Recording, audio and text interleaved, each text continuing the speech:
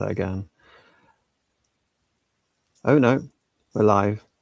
Okay, I can't do the introduction. Hello and welcome everyone to the Demon King, Oda Nobunaga. I am very lucky to be joined by Rupert August. Hello. Hello, good to be back. And Mitch. Oh, hello and good evening. Well, nice to be back again. Yes, both of you are rejoining from the previous Japanese stream. And of course, the mainstay on the channel, Marcus Ferris Pertinax. Hello. Hello, and thank you very much. Nice to be roped in for an episode on the Land of the Rising Sun.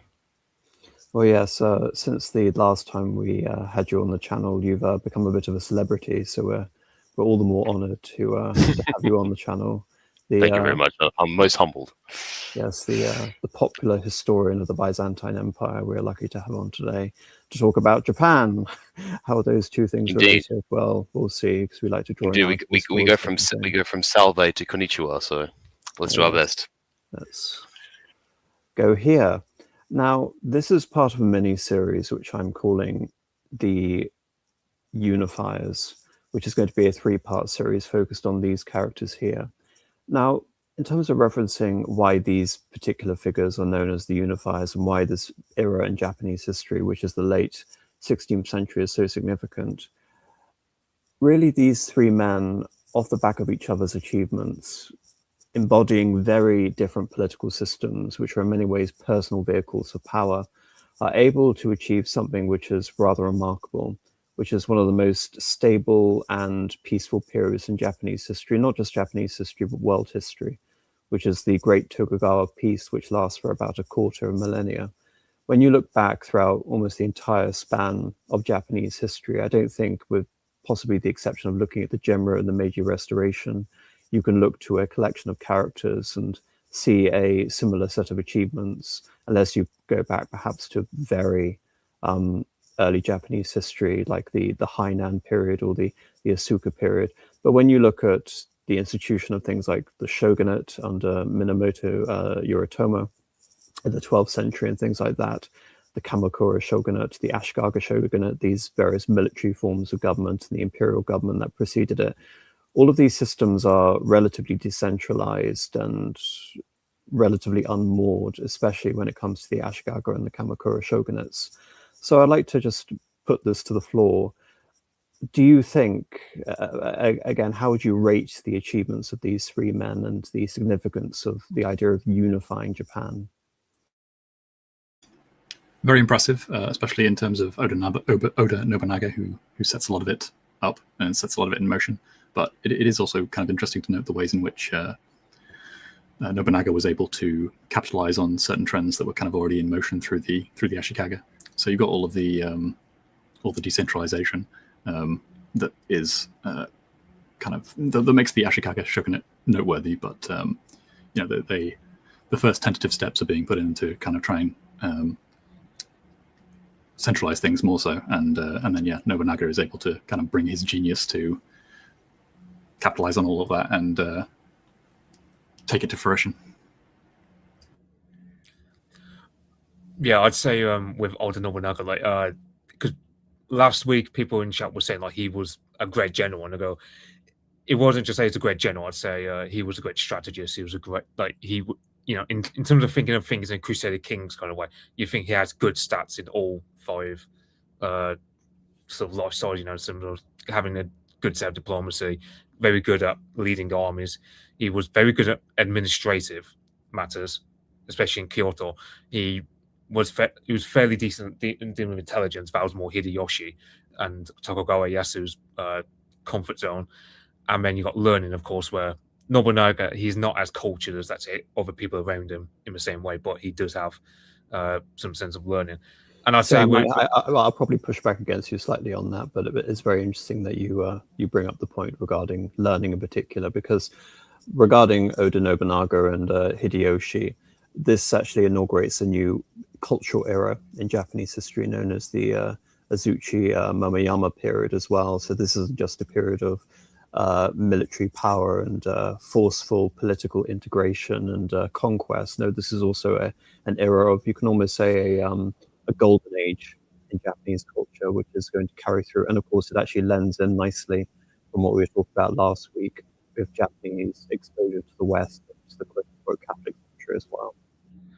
Yeah, and so by the end of the stream, people would understand why of those three men, Oda Nobunaga is probably my favorite to study, because unlike someone like, let's say, Napoleon, one thing Nobunaga always does, he never falls for the sunk cost fallacy. Like, he always knows when to quit while he's far ahead, whereas often the penance for great men of history is they don't know when to quit. Like, they get too far ahead and they go all chips in to the point where it just becomes sunk cost fallacy, and it becomes a ruin. Whereas Oda Nobunaga, he is everybody's strategist. He always plays to win. He's not a guy looking to just have some glorious, honorable death on the battlefield, but rather, like, he is, like, as he plays to win. So that's how he becomes so successful in this period compared to other daimyo. And Marcus, any general thoughts about the significance of the unification?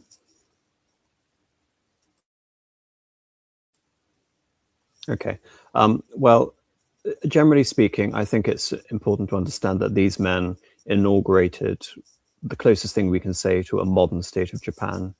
I believe there is a continuity which links us all the way from the period of Oda Nobunaga all the way up into modern day Japan. When we look at the Meiji Restoration, it seems less a process of reunification, more a new reconsolidation around a new technical figurehead, but many of the elements that are established by the Tokugawa blend into the evolution, which is the Meiji Restoration. So it's very significant to look at this and the pivotal moment of unification. But now we come on to the message, or sort of the subtitle for this stream, which is the Demon King. Now, conventionally, especially among many Western historians that I've looked into, Tokugawa is associated with autocratic brutality, irreverence, even nihilism, and coupled with his very unconventional personality and habits. Indeed, he was known as a child as the mad fool of Awari, which is the province he's from. And in terms of, again, summing up that Western attitude to him at a time that Japan was opening up to the Nanban trade, especially in Sakai, this is a very famous account taken from Louis Froys, who is a Jesuit missionary. And as you and I discussed last time, Mitch, Nobunaga would eventually set up a Jesuit seminary at Azuchi. But Marcus, did you want to say anything before I continue? Sorry, I did miss that a little bit. As you guys know, I have connection troubles, so I do apologize. This might be a recurring theme through the stream, to which I apologize. But just regarding these three, Nobunaga, Hideyoshi, and Ieyasu, is that it is kind of intriguing, or not, maybe intriguing is the wrong word, but the ending of the Sengoku Jidai ends with these three. When, if you sort of look through, particularly sort of the era or the chapter just prior to these three reaching prominence, you have these quite phenomenally powerful and esteemed daimyo in the guise of Motonari, Takeda Shingen, Uesugi Kenshin. I'm sure we're going to get to these gentlemen when we pass through the stream, but very, very renowned warriors of quite powerful clans who, for one reason or another, fall foul. They're either isolated or murdered or toppled or what have you. And yet it's these three who, I figured you'd have them up here. It is these three here in question here who end up basically taking power. And we see it at the culmination of the Warring States period of the Sengoku Jidai that we have the Tokugawa Shogunate. It is that is how this period comes to its end. When essentially there's so many other powerful clans that could have maybe not quite so easily taken power, but could have in a different way, in a different era, under different circumstances, taken power. The Date clan, the Chosokabe. I mean, there's so many competitors. There's such a fiercely fought contest in Japan at this time, and yet we end up with these three. Just as a thought, that's the only thing that I well, think. well, no, it's interesting. It's interesting because you've, as you can tell by my flicking of the PowerPoint slides, you've presaged quite a few points that are going to be brought up. But also another thing, very importantly, you bring up the term Seikoku Jidai, which is the Japanese for the warring states period, because I think it is relevant too in terms of the significance of the achievement to bring up China, which is where that term comes from, and look at, say, for example, the unification of Imperial China under Qinshi Huangdi, and actually see there are many similarities between Oda Nobunaga and the first emperor of China, and how also that system quickly collapses after the death of the first emperor, but it begets another system, the Han Dynasty, which is one of the most successful golden ages in Chinese history. So I think, again, it's interesting bringing up that direct comparison as well, especially how the Japanese considered themselves in relation towards Chinese history.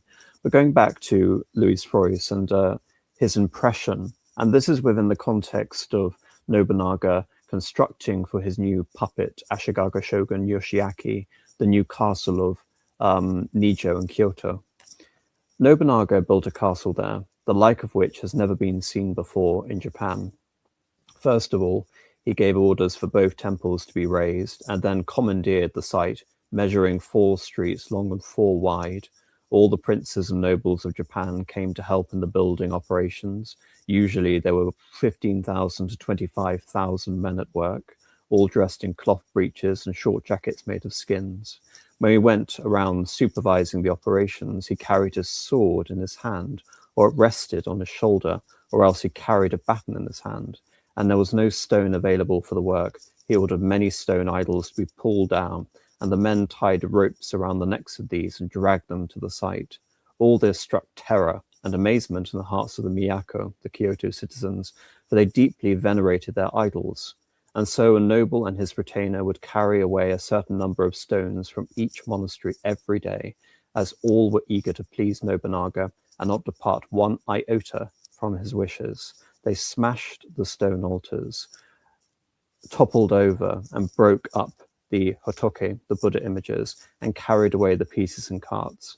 Other men went off to work in quarries, others carted away earth, others cut down timbers in the hills. In fact, the whole operation resembled the building of the Temple of Jerusalem or the labors of Dido in Carthage, Dido. He decreed that while the work was in progress, none of the monasteries, either inside or outside the city, should toll its bells. He set up a bell in the castle to summon and dismiss the men, and as soon as it was rung, all the chief nobles and their retainers began working. He always strode around, girded around with a tiger skin on which to sit and wearing rough and coarse clothing. Following his example, everyone wore skins, and no one dared to appear before him in court dress while the building was still in progress. While on the site one day, he happened to see a soldier lifting up a woman's cloak slightly in order to get a glimpse of her face, and there and then the king struck off his head with his own hand.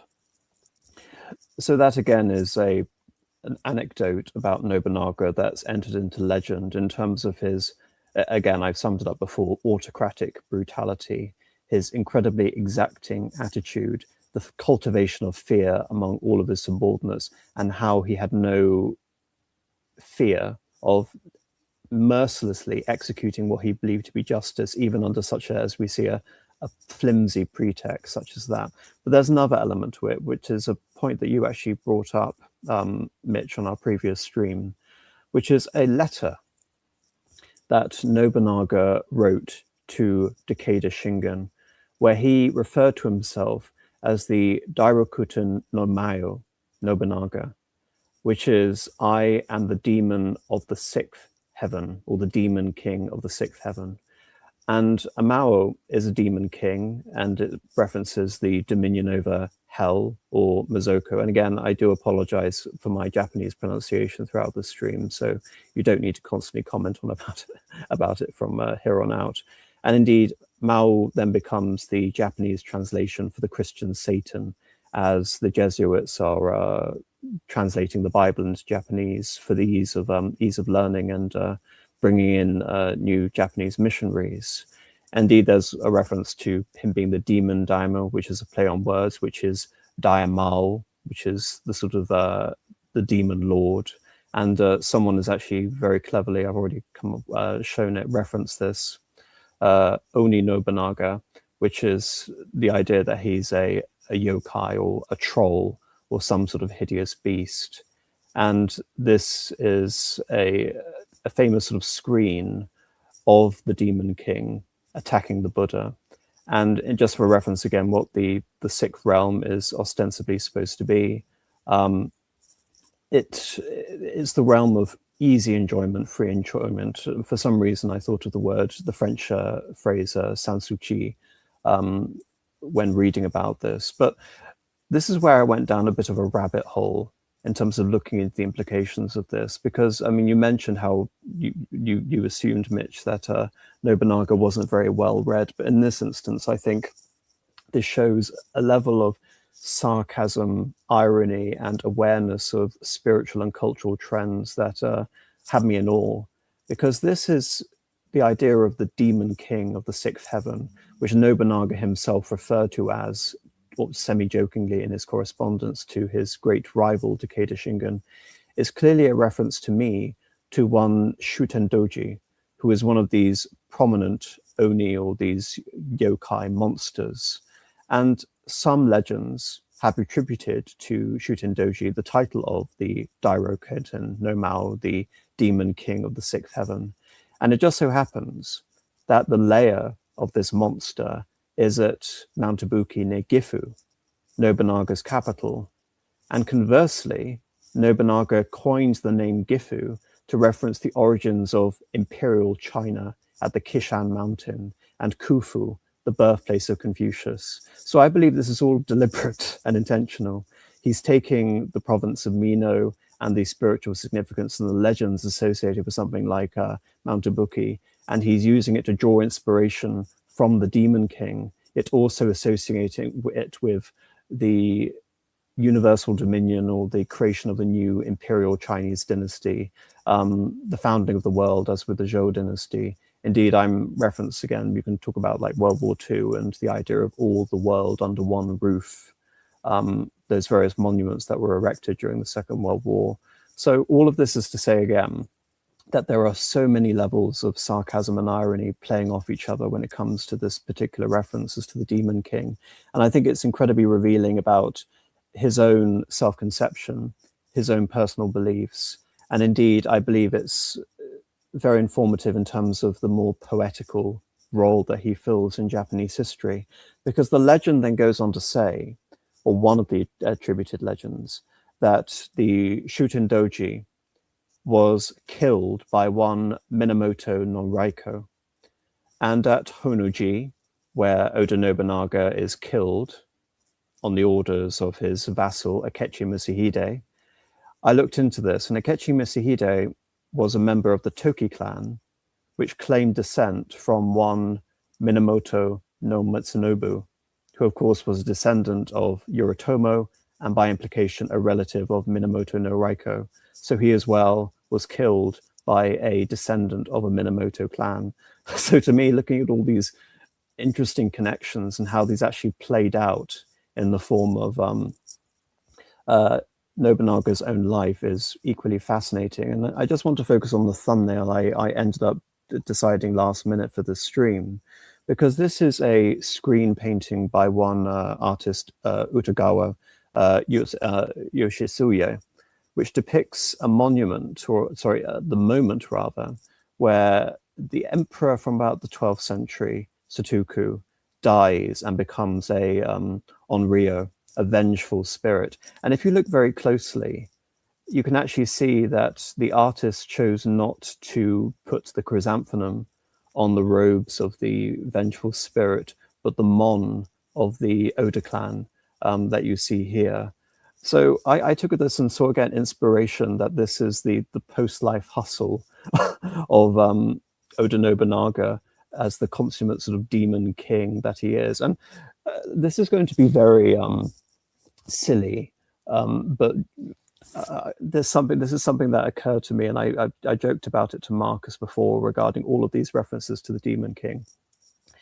George Lucas was obsessed with Japanese history. He was a devotee of Kurosawa and the Seven Samurai.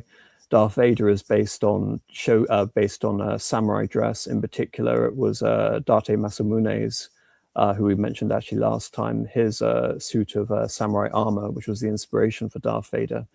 And it occurred to me that there's no sort of surprise that we look at Oda Nobunaga as the Demon King, because I believe he was actually one of the principal inspirations for Emperor Palpatine. You'll all perhaps remember that scene in Revenge of the Sith, where he goes off and orders Anakin to murder all the younglings and burn down the Jedi Temple. Well, doesn't that remind you of something? Isn't that exactly what Nobunaga did? Go to the temple.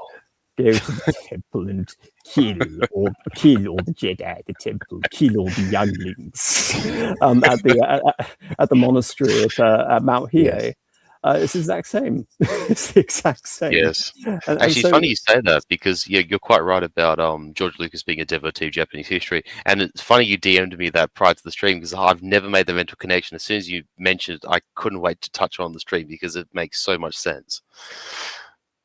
Yeah, and it's even, sorry, Mitch, and it's even more ironic because Akechi Misihide is the one who is with Nobunaga desecrating and destroying this temple and destroying and killing all the children there at Mount Hiei. And of course, he's ultimately the one who kills them, like Darth Vader at the end of Return of the Jedi. So I'm looking at all these sort of real historical, poetical, Shinto sort of Buddhistic influences here, and I couldn't help but have a chuckle at the convergence of all of these different themes when it came to the personality of Nobunaga and the Demon King. But anyway, sorry, Mitch. Yeah, I was just say, I know like George Lucas and Francis Ford Coppola, they helped Kurosawa with that Kagemusha film from 1980, which, if anyone's interested in this period of time, like, because of course, like a lot of, I mean, for example, the main book I read about this was Danny Chaplin, but he only focused on the three great unifiers, whereas the likes of Takeda Shingen and Uesugi Kenshin, as well as Mori Motonari and others, aren't mentioned as much because they're not the great unifiers, of course. But Kagemusha, I'd say, is a must-watch for anyone interested in this period, alongside, of course, this stream. Like, so. So yes, all of these different influences, and of course we don't need to talk about the sort of impact that Nobunaga has had on popular Japanese history, but there's a final element to this, which again I asked Marcus to. For some reason, I thought he might have some information on this, but this is an element which is regarding Nobunaga's particular association with the various denominations or sects of Buddhism. Because he would play around and pit them off against each other. And as we saw during the Bakufu of the Tokugawa, they would later systematize Buddhism, Shintoism, Confucianism into a state religion. But during this time, you have various warring sects. I know Rupert August wants to talk about the Ikki later on, the Ikkou-ikki. But I was particularly interested in his association with the Buddha, the Japanese Buddha of Nichiren, of the Lotus Sutra Buddhist sect, because he believed that the demon king of the sixth heaven could be a positive force. And his reference to the demon king was that he turned heavy karma into light, that the hardships endured from the Mao lessen one's karmic retribution. And so Nichiren includes his demon in his mandala, which is basically a sacred vortex. You have many mandalas in the Hindu tradition, the Buddhist tradition more broadly. But I mean sacred vortex as in the concentric circles which arrive at something akin to the paradise of the gods or nirvana. Very similar to what you see, I guess the Western comparison would be Dante. But I look at that, and I look at this whole idea of this being a metaphorical association with Nichiren and the demon. And it is war, it is the struggle of the Sengoku Jidai, it is the hardships imposed by the brutal autocracy of Nobunaga, and it's to arrive later on at the great Tokugawa peace. And again, something we've referenced previously, but this just reminds me of a quote from Peter the Great of Russia: "I will drag Russia kicking and screaming into the modern world," when Nobunaga was bringing Japan kicking and screaming into his own conception of modernity and unification. So again, just as a broader analogy, what do you think of that? I'd say with like Nobunaga, like because a lot of Japanese media, because there have been like different interpretations. Like for example, in the Edo period, he was seen as legit demon king. You know, he was seen as a sadistic, kind of like a Japanese version of Dong Zhuo, in the sense of tyranny. Whereas someone like me, I'd say, you know, even if like one were to see him as evil, you see him as a necessary evil, because the likes of Ikkou-ikki, for example, they don't just trouble, like they're all over the place. Or for example, in Mikawa province, they trouble Tokugawa Ieyasu a lot, to a point where they try to take over the roads and set up their own toll booths along with internal commerce. So when you have Oda Nobunaga like literally burning their monasteries, it's a matter of I can look upon that as an episode thing. That's more a matter of had to happen that way, because it couldn't happen any other way. Like they were a law unto themselves, and also, as mentioned last week, they were a revolutionary group. Like they want to get topple the feudal system altogether, it's a bit funny how I understand Uesugi Kenshin having like I think Uesugi Kenshin, ironically, as a daimyo, and the daimyo generally were a lot more scheming and had a lot more changing laws, whereas he was a lot more of a Buddhist estate compared to for example, Ikkou-ikki of Enryakuji near Mentie, because some of those monastic forces would often just spend their time drinking and sleeping with nuns and so on. Well, yes, I mean, if we're going to bring up a Western comparison, when we look at, again, the perversions apparently associated with the Buddhist monastic class at Enryakuji, and look at this as, again, the same arguments were being levelled against monasteries in England and the justification for the dissolution. So again, Nobunaga considered that he was a purifying element in this case, not, again, ignoring the fact that this was, from his point of view, entirely provoked by them. And this was a righteous retribution. So again, it's very easy to look at the Demon King and look at it from this, oh, does that mean he was good or bad? No, I think that the implications of the Demon King, especially in Japanese culture, are equally fascinating to look at the positive implications of the Demon King. And I think, therefore, you can look at that and associate so much of the poetry of the sort of historiographical sort of traditions around Nobunaga as seen through that lens. But now, we're coming to the nature of the daimyo and the whole sort of. Sorry, Rupert. I was just going to say, could I quickly suggest another alternative comparison? Because yes, I think what comes to mind actually would be Ivan the Terrible, because Ivan is sort of doing a similar thing as Peter in his sort of centralization efforts, but he's also perhaps more noted for completely breaking the back of whatever alternative, like, viable vision for Russia there might have been. So especially in terms of the Novgorodian vision, perhaps he completely destroys that and does a lot to damage the autonomy of the other local lords and the rest of the nobility in Russia. And I think in a lot of ways Oda Nobunaga is doing something similar. So I think the start of Nobunaga's reign versus the end, I think you've got kind of like, so you start with potential alternative visions for what a unified Japan might look like, and then by the end it's effectively only possible for it to be Oda Nobunaga's vision.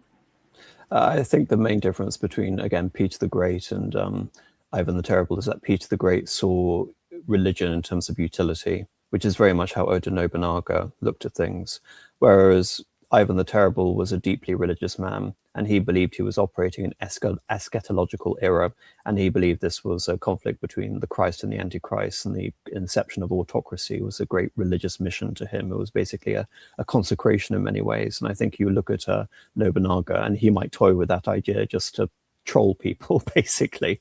And if we're looking at the idea of him being a literal troll in the form of a yokai, I think that's even more amusing. But when it comes to the whole nature of rule, I mean, we've already alluded to it with the whole notion of that there is an emperor in Japan, there is an imperial structure, but over the preceding centuries, coming up to the period of Sengoku Jidai, warrior rule is instituted, the rule of the samurai and the rule of the samurai lords or daimyo. By this time, there is a technical shogun or a barbarian subduing generalissimo called Ashikaga, the Ashikaga dynasty, who are established as the head of all the samurai lineages in Japan, But you should be noted that this is an entirely separate sort of universe from the emperor. It's separate from the court aristocracy. And so there are many parallel overlapping authorities in Japan, none of which can claim any real power over the entirety of Japan.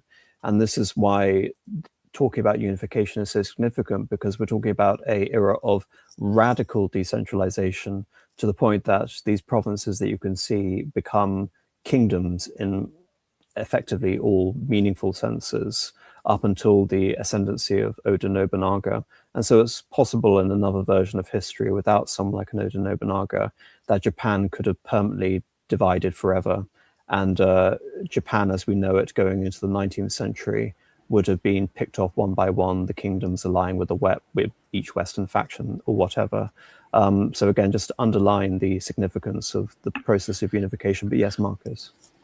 Yeah, just two very quick points. Oh, sorry, two points that might not be quick. But the first being the mythos of, or the idea of a demon king.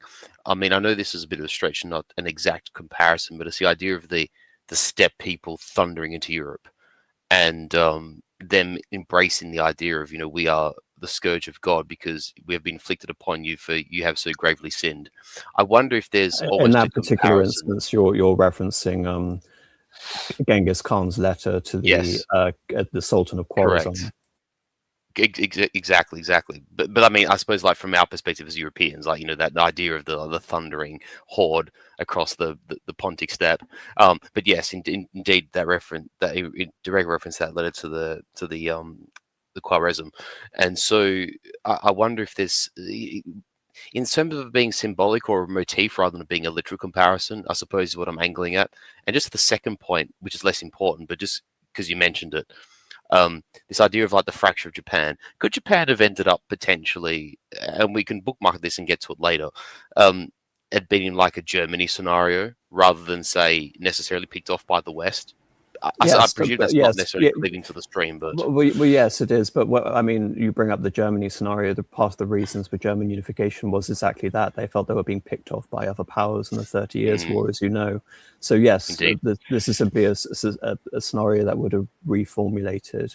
So yes, a Germany scenario where you have well, actually, it would have been worse than Germany in terms of decentralization, because the Austrian emperor was far more powerful than the emperor of Japan at this point. So this would have been an even more radical instance of that, I think, if that were to be the case.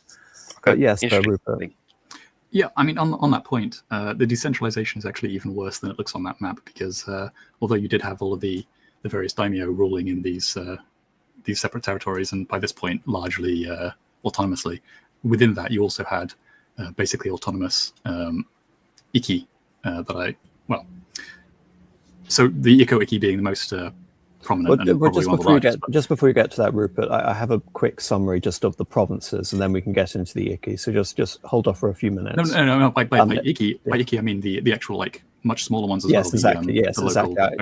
I know what you're referring to, but I'll talk about the provinces, and then you could talk about the devolution within those provinces. So here is a map of the nature of the sort of Japanese provinces, and these were conceived of very early on in Japanese history. In fact, it's remarkable that you see that this general provincial structure on paper lasts all the way up until, in some modified form, up until 1868 with the Meiji Restoration, where the older provinces were reconsolidated into prefectures. But this is the idea of the Koke Shido, which is the 5 provinces around Hainan-kyo, the capital, and the 7 circuits or do, which are the extremes of Japan punctuating into one area. And this was created even before the Hainan period in the Asuka dynasty, which was during the Taika reforms of the 7th century. But there was a system created out of that, which is the Ritsuyu, which created the 68 Ryo-Seikoku, all the provinces. Another word for them is the kuni in the empire, which were in turn subdivided into gun. And like I said, these borders remained more or less consistent, albeit the reality of power is not very well attested to.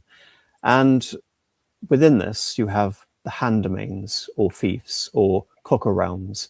And these in many ways are superimposed over the old imperial districts by the Kamakura shogunate at the end of the 12th and the beginning of the 13th century. So you have the old provinces, the imperial provinces, and imposed on top of the provinces, you have warrior realms, which are ostensibly ruled over by a governor or a shugo. In many cases, a shugo would rule over multiple provinces, and in that case, he would typically appoint a shugudai, or deputy governor or vice governor. But following the Onin War, which is the great conflagration of the Ashikaga dynasty in the 15th century, relations between the shugo, the shugudai become incredibly muddled and a nonsense. There are power struggles, shugudai usurp shugo and vice versa. And so by the 16th century, all of these distinctions really don't matter. The only thing that matters is the daimyo, or lord, because it's really intended as a catch-all, because it represents the reality of power in that it is an independent lord which is ruling for his own sake in lieu of any of these overlapping or obsolete political units. But of course, sorry, Rupert, you've been very patient here. And of course, it gets even more granular when you're talking about the Ikki, beyond the notion of imperial units and daimyo units of power. Yes, also just worth noting quickly on where the sort of more independent power of the daimyo come from, because that in itself was a kind of deliberate choice a little bit earlier. So dating to the Hanzai edicts in the 14th century, mostly in the later 14th century, which basically entitled. So initially, it entitled the daimyo ruling over these various provinces to directly receive roughly a third, I believe, of the tax income for the sake of supporting the militaries. And consequently, the daimyos had much greater interest in trying to, for one thing, increase the tax revenues locally, where they had perhaps been a little bit more lax prior when they were merely military governors. But it also meant that they had much more of an interest in actively investing in some of the local communes, especially in terms of agriculture. And so in some places, that even meant that the pace of growth in certain agricultural areas outstripped that of the accumulations of the lord, and they were able to start throwing their weight around a little bit more, and you start to see the rise of the Ikki, which one translation of it would be a league. Basically, that you would get a bunch of people who were non high level samurai or daimyo, who would all. So that includes everyone from like members of the clergy, merchants, some wealthier peasants, low-level samurai, and just all sorts, to basically band together, often within a geographical context, to sort of start throwing their weight around in power politics a little bit more. And it got so bad at various points during the Ashikaga shogunate that the daimyo would either side with Ikki in regional contests, for the sake of trying to maintain some semblance of realpolitik power on the ground in their realm, or to play off against other daimyo, and in some cases they're even able to overthrow the local daimyo. So that's where you get the rise of, for example, the Ikkou-ikki, and I believe in Iga as well. It's a similar sort of process. Yeah, I'll just, for example, I mentioned last week, so if you see number 40, that's Kaga province, which the Ikkou-ikki took over entirely from the Masachika clan, if I remember correctly. And another thing about like Japanese history of this time, you can sum up a lot of Japanese history of this time as Gekko Kujo, which you have to use the entire sentence to translate it as the lower orders taking over higher orders. So you have, for example, the Oda clan, who are Awari province is 49 on that map. Technically, in 49, the Shugo, or the governor, regional governor, are the Shiba clan, but by the time you get to Nobunaga's lifetime, the Shiba clan are just figureheads. The Oda clan are the ones who wield true power, and their rank is Shugudai. It's only in Nobunaga's time that they go up a rank, and so you have... Well, yes, exactly. I mean, the Shiba were originally from Ikizan, which you've already alluded to, and then they moved to Awari. And it's worse than that. It's not just the fact that the Shugudai, the Oda simply begin as the vice governors of a more illustrious clan in the form of the Shiba in Awari, but this is also fractured within the province of Awari. So you have multiple vice governors and multiple Shugo within the province, and centered around two power centers, Nagoya and Kyushu. But just before we get into that, I have a reading segment here, which is, get it up, David Spafford's Emperor and Shogun, Pope and King, Development of Japan's Warrior Aristocracy. And this is just a couple of pages.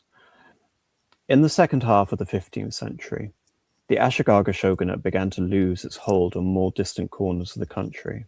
It should also be noted that, kind of as you already alluded to, Rupert, that this was actually partly an intentional decision, because the Ashikaga took power after the collapse of the Kamakura shogunate, when an emperor tried to take back the power of the court nobles and the imperial center, and that was quashed. But the Ashikaga established a decentralized form of rule. It wasn't a system that they united Japan, really. They simply established themselves as the most preeminent of the samurai lineages. And in that way, it was rather remarkable that there was around a century of relative peace within Japan before the decentralized nature of the rule began to implode with the Onin War, which was between a series of very prominent vassals around the Hosokawa clan. In the 1460s, that began to signal the demise of the power of the center itself. It should also be noted quickly that during that time, the Ashikaga were trying to crack down on the Ikki as well. So they issued about 4 or 5 edicts, I think, that were basically trying to do the same thing that Nobunaga was later able to. It's just that they sort of lacked the capacity basically to force it through. Well, yes, I mean, the division essentially is that the process of unifying Japan and the social reforms of the unifiers was effectively separating the peasant and the samurai classes into strict hierarchies and feudal divisions. Within the case of France, say, for example, around the same time, the 13th and the 14th centuries, the notion was that the monarchy would become the supreme arbiter of justice, and that would emanate out of the Conseil du Roi, the royal council. Of course, because the Ashikaga was so weak, they could attempt to fulfill such a similar role of maintaining the balance of power between those relations. And again, in the case of unruly daimyo, within France, you would have robber barons. But of course, the power of the center simply wasn't there to establish that. Kyoto's authority, yeah. Funnily enough, quickly, I think you mentioned the Onin War a couple of times. I think that was actually when the Ashikaga started being used as well. That is to say, non-samurai peasantry being used en masse. Ashigaru. Yes, Ashigaru, sorry. What did I say? Ashikaga. Okay, yeah. Ashigaru, sorry. So yes, you kind of have this building up towards the kind of mass and scale warfare that Oda Nobunaga is finally able to sort of bring into fruition. But yes, carry on, sorry. Kyoto's authority continued to be invoked to legitimate local rule, first by the military governors, and more who found themselves in competition and open war with neighboring governors, and later by regional warlords, daimyo, who had risen from the countryside and often replaced the original governors. A weak political center was gradually transformed into one that was purely ceremonial. A success or failure on the battlefield came to determine the map of local rule. Hostilities did not break out everywhere at once, nor did they come to an end simultaneously, but lawlessness and outright civil war were so prevalent for nearly a century and a half that the period, roughly 1467 to 1600, became known as the period of the Warring States.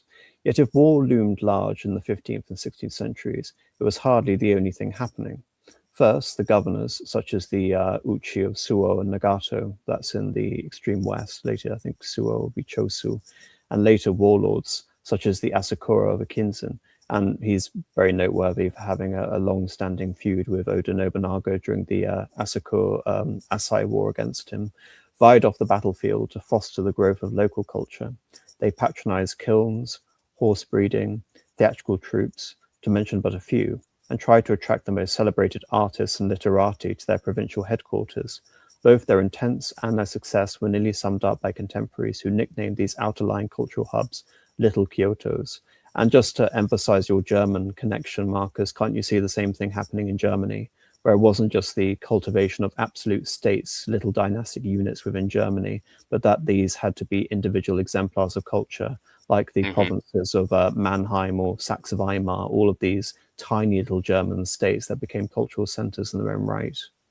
Exactly right. And also too, if you want to get sort of super granular, the idea of these various warrior groups, the Ikkou-ikki being a stark example, in some ways, insofar that they are independent as well, they almost are a replica of the independent archbishoprics of Germany as well, in a strange way.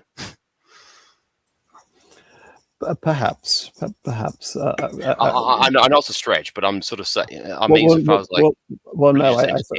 was worried because I was thinking if I responded to that analogy, then I would be here for another 3 hours. So I probably of course. But thank you. We shall not digress. The efforts of these provincial magnates were so successful that for the first time a new group of professional and itinerant literati emerged, traveling from patron to patron, presiding over local poetry sessions, imparting instructions to would-be poets.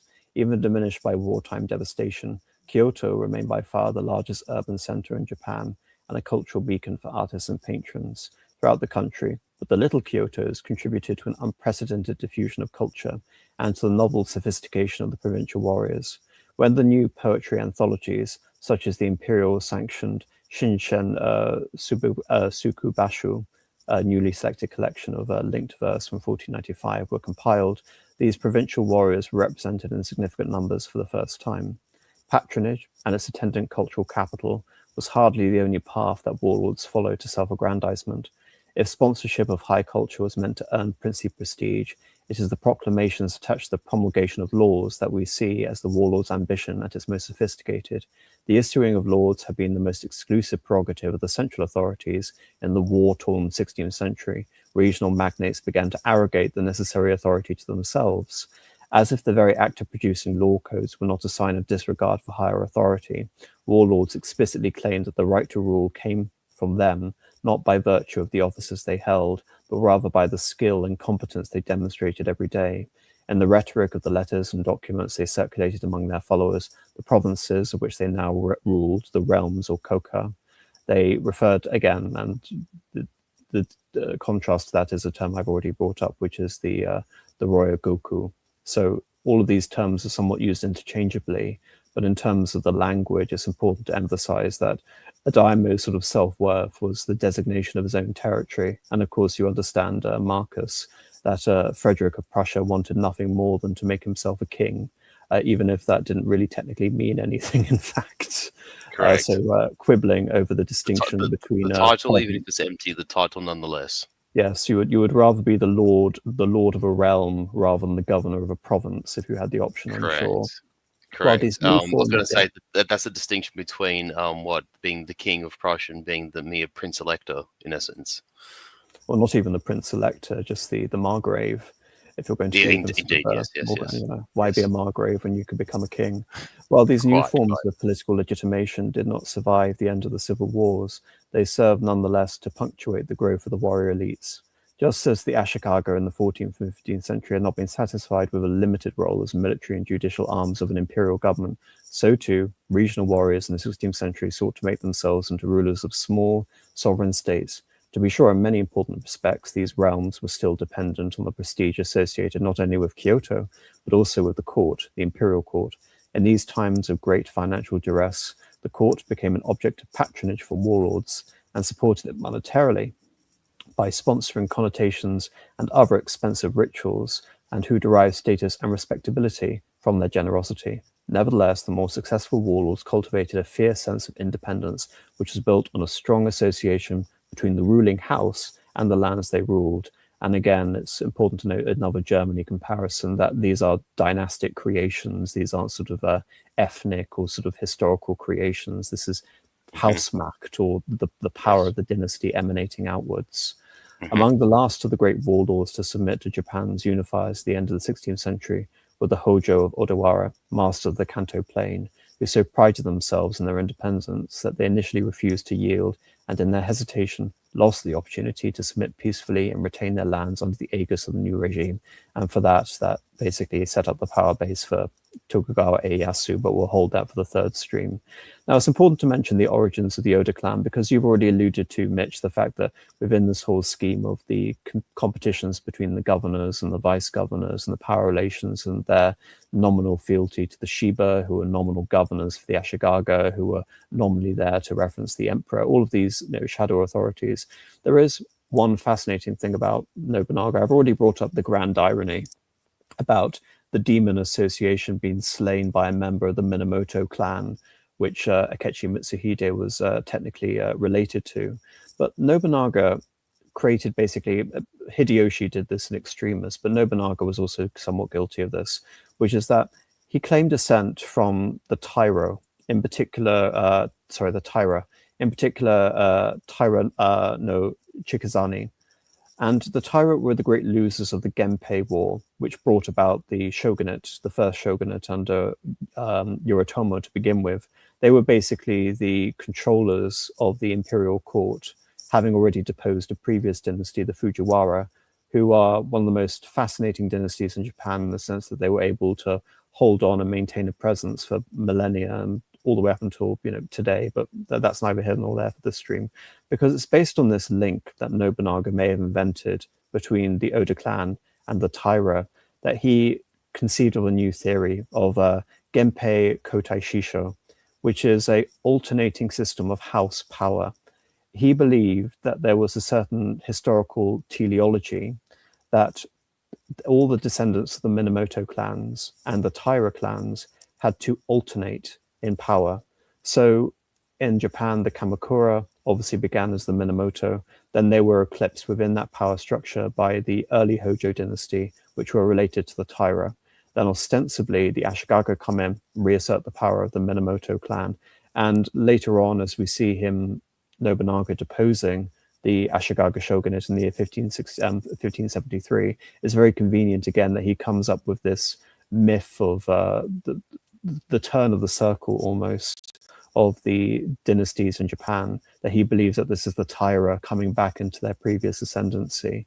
But like I said, in reality, we're just talking about a relatively junior family within which there was already very contested authority. And I know, Marcus, you wanted to talk about this quite a lot, but how it didn't have to be Oda Nobunaga, and very nearly it certainly wasn't Nobunaga. And these are just three very important samurai for referencing Nobunaga in particular. You've already mentioned others, such as this map on the left basically indicates the most prominent of the lording samurai. And perhaps you can almost make the claim that the most powerful of all the daimyo were none of these eastern samurai, but actually Mori Motonari in the west, in terms of the number of provinces and the concentration of wealth in those provinces in the west, not the eastern provinces. But within the Tokaido, which is the eastern sea circuit, I already mentioned the Do, or the circuits earlier within the whole provincial structure of Japan, we have these powerful daimyo. The first one is Imagawa Yoshimoto. He was the lord of Totomi, Mikawa, and Suraga provinces. He had already fought 2 battles with Oda Nobunaga's father, Oda Nobuhide. And I believe that the experiences between the Imagawa clan and Oda are essential for understanding Nobunaga's political formation, because as the whole process of becoming a daimyo is to promulgate laws and be one's own authority to establish a dynastic power, Yoshimoto himself declared that the rules of my domain will be promulgated on the basis of my power, not as shogo or governor, but possessing kogi, a public authority, which of course is what would later become the rationale behind the Edo shogunate. And of course, you can see this with an antecedent to Nobunaga's Tenkafubu, which is power by military force, or all the world under military force, or by right of Nobunaga. So it's very important to look at Yoshimoto in particular. It's almost a streak of Diocletian in there, like a change of form to something, Dominus et Deus, master and God. Exactly. Yeah, yes, indeed. Yeah. And, sorry, Mitch. I'll just bring in the others. And here we have Takeda Shingen. I'll let you talk about these characters in more depth. But Takeda Shingen, all these characters are linked because Takeda Shingen is the brother-in-law of Yoshimoto. He is the lord of Kai and Shinano, relatively weaker, sparsely populated, poorer provinces. But nevertheless, he's able to assert a powerful influence beyond merely what the indication of the economic wealth of those provinces would seem to indicate. And he is locked in a decades-long conflict with the Lord of Ishigo, Isige Kenshin. and he would later become one of the great adversaries of Oda Nobunaga. And here we have on the right someone who's already been alluded to, which is Hojo Ujiyasu, another brother-in-law of Yoshimoto, the lord of Sagami and Musashi, basically the ruler of most of the Kanto plain, which would later become the basis of Edo and later modern-day Tokyo. So these are the figures, essentially, who it would look like, from for all intents and purposes, would be prepared to dominate this region of Japan. There was very little indication that the ruler of a certain sector of a small province on its way towards the imperial capital of Kyoto would end up surpassing all of them. But yes, Mitch, come in. Yeah, with regards to the Imagawa Yoshimoto, I mean, one thing about him is he himself is very ambitious. However, he's got no military skill. So whereas Takadashi, because the thing about Yoshimoto was he had his court at Sunpo Castle modeled on that of Kyoto for the imperial court. So, for example, he'd blacken his own teeth and shave off his own eyebrows in line with imperial fashion. As for Hojo Ujiyasu, it's worth one thing that is a bit of irony is the Hojo clan. The only thing they share with the original Hojo clan that you had, for example, at the time of Hojo Tokimune, who warded off the Mongolian invasions, was a name. They had a very sketchy claim to the original Hojo. Well, no more preposterous than the idea of Oda Nobunaga claiming he was a descendant of the Taira clan, though. Yeah, I know, because the thing about Nobunaga was because he did because it's worth knowing that with a shogunate, you could not become a shogun if you could not prove that you had if you could not prove of any Minamoto heritage within you. So someone like Tokugawa Ieyasu or Imagawa Yoshimoto claiming Minamoto heritage, they could make a play for the shogunate later on down the line. Whereas Oda Nobunaga, he is barred from that by the conventions of heavy shogunate. But he is technically offered 3 titles in the same, I believe it's the same month as Honno-ji, one of which is shogun. And you have to remember that Yoritomo, when he took power in, I think it was 1192 or around that time, there was no precedent for an institutionalized shogunate at that time. So in bending towards the power, the emperor was prepared to offer him literally anything to avoid being deposed. So it's possible that all of the conventions could be broken. But we'll get more into how Oda Nobunaga saw his role, because it's clear that he wasn't determined simply to be another shogun.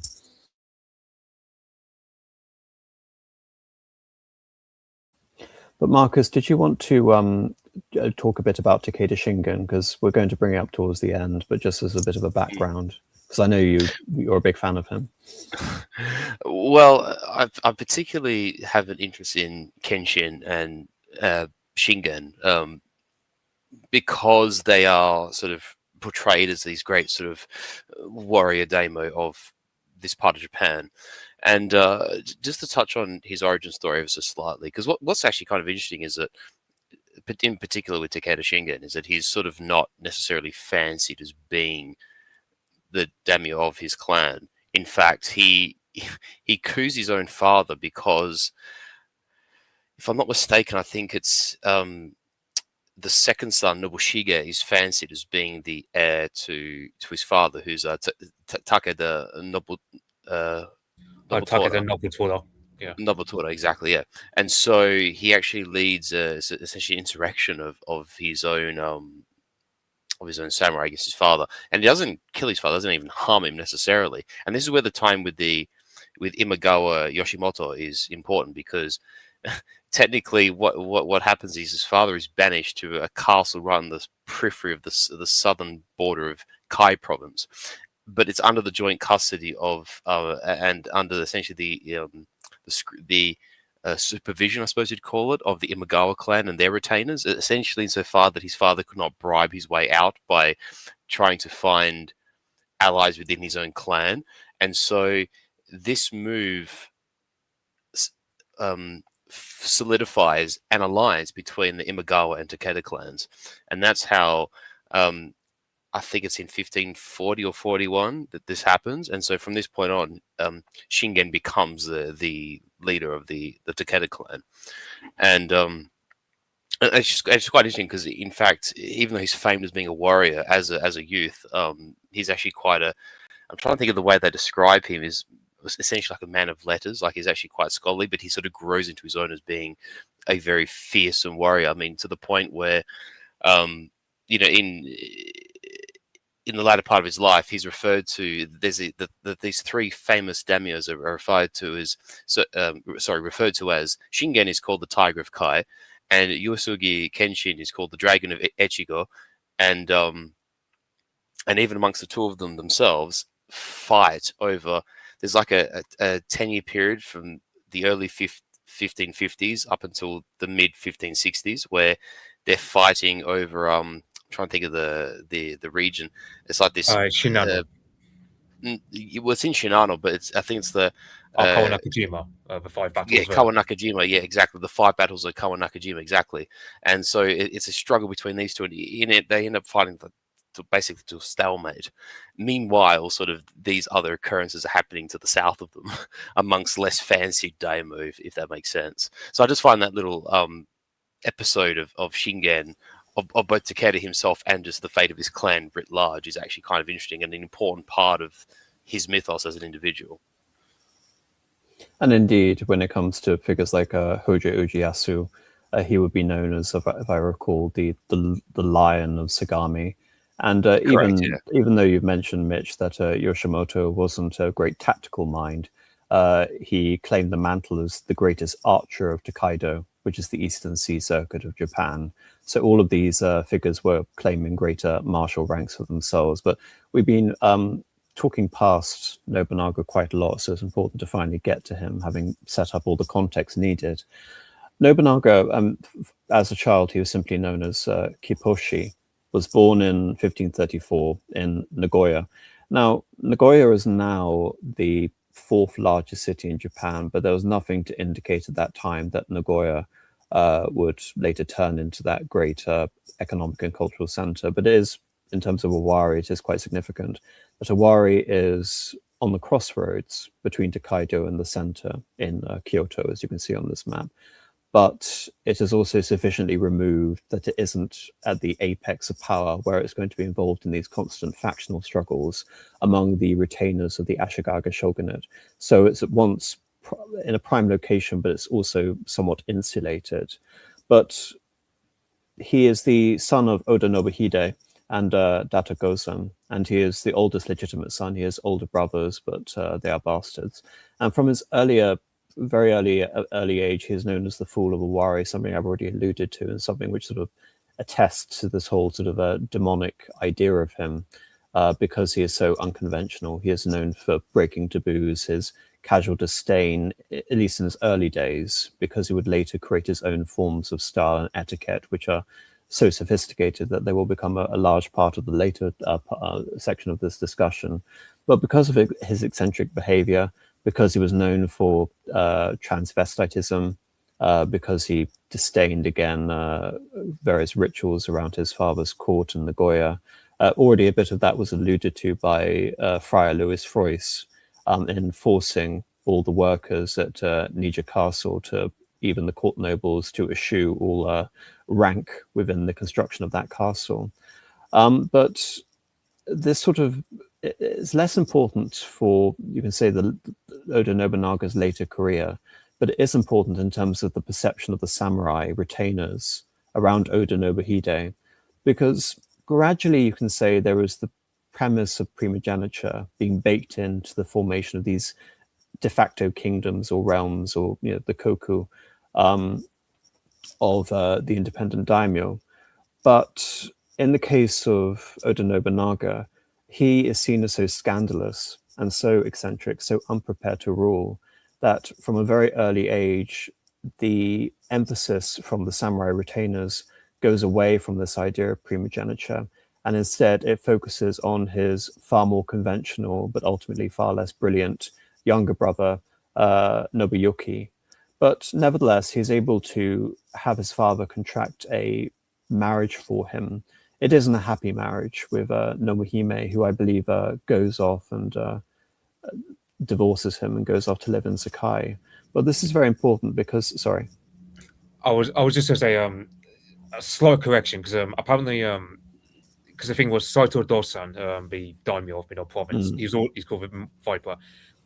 He distrusts Nobunaga because he's heard of all the rumors about him being a fool, and so the daughter is told, look, get to know this guy and then report back to me. Well, in the case of Saito Dosan, I mean, Saito Dosan becomes enamored of Nobunaga, as far as I'm aware, and basically wills his realm to him. So he's converted to the cause of Nobunaga. Yeah, because the thing was, I mean, and this is like in the mid 1550s, where Saito Dosan he goes incognito inside a thatched hut to observe Nobunaga. Now, his first impression was that Nobunaga was untidy. He had his hair unkempt. He had this, I forget what it's called. It's like a kimono, which is only suitable for bathhouse. You would not dare wear it in public, but that becomes a habit of Nobunaga's in his youth. But then the following day, completely 180, like Saito Dosan is completely enamored with Nobunaga because, first of all, he noticed that Nobunaga, he has all the proper etiquette. Secondly, that he arms his troops with far longer Yari spears, like far longer pikes than what other clans have. So he's giving his troops a better advantage. And also that, and just for reference, that's a tactic that would later be employed in European armies of the same age as well. Yeah, and the thing was, the only reason the marriage kind of fell was because Nohime couldn't bear any children. Whereas Nobunaga, he ends up relying more on concubines, who I believe there was one, but they have Kitsuno, who he ended up, I don't know if legitimize would be the proper word, but all the children by her become legitimate sons, and Nohime actually has to end up adopting them because Nobunaga wills that those sons be successors. But I think it's more significant because it's the link to Nobuhime that gives Nobunaga that claim on Mino, which will form basically the basis of his consolidation of power throughout the 1560s, the castle at Gifu, and basically everything going forward from there. And so his marriage can't be understated. Yes, it's a childless marriage, but ultimately it becomes a cornerstone of his dynastic expansion. Rupert? I've not seen it mentioned explicitly anywhere, but I do wonder if some of those reforms that we've been briefly touching on, the military reforms that is, and relying much more heavily on Ashigaru as opposed to samurai in his army, was perhaps due to this early sort of falling out with some of the retainers and sort of distrusting them in terms of the as a domestic political liability. Well, no, it's. I think there is a consistent element because we're talking about the era of mass armies. A sort of great emphasis of the reforms of Nobunaga was the ability to set up military districts to raise a large number of soldiers to combat any particular theatre around the 20 provinces he controlled towards the end, to confront any particular threat. And there was very little ceremony involved in these mass battles with Ashigaru. The battles with the Takeda later on will be testament to that. But in de-emphasizing the samurai, yes, there's also a political motive towards it. If a samurai comes up and demands the conventions of battle sort of be bestowed, Nobunaga's impulse essentially would just be to open fire. So, yes, there is an element where you can say that. And I think it's important that you bring it up to expand upon that struggle. Because in 1551, so Nobunaga is 16, 17 at this time, Nobuhide dies, and that begins the struggle between Nobunaga and his retainers. Many of them immediately go over and switch their alliance to Yoshimoto Imagawa, who's been bearing down on the province of Owari for a decade at this point. Nobunaga attempts to rectify the situation very early on. He's only a teenager and is defeated at the Battle of Akutsuka at the hands of the Imagawa. And this defeat is only avenged much later at the Battle of Nijou Castle, which forces most of the Imagawa out of the province of Owari some 3 years later. But first he has to consolidate the power of the Oda clan and his own control over the Oda clan against someone that Mitch has already alluded to, which is Shiba Yoshimune, the nominal governor of the province, who the Oda have more or less eclipsed, and his uncle, Nabetomo, Oda Nabetomo. And this culminates ultimately in the capture of Kyoto, which is the other great capital of the region of Owari, and the compulsion of Nabatomo seppuku. And that's interesting because this begins to establish the reputation of Nobunaga. First of all, he's the fool, but this is where the creation of the demon first comes into play. The fact that he's willing, and this is really cemented with the assassination of Nobuyuki, where he's willing to eliminate all political rivals to his power structure ruthlessly, and this will only grow and grow and grow over the next 3 decades.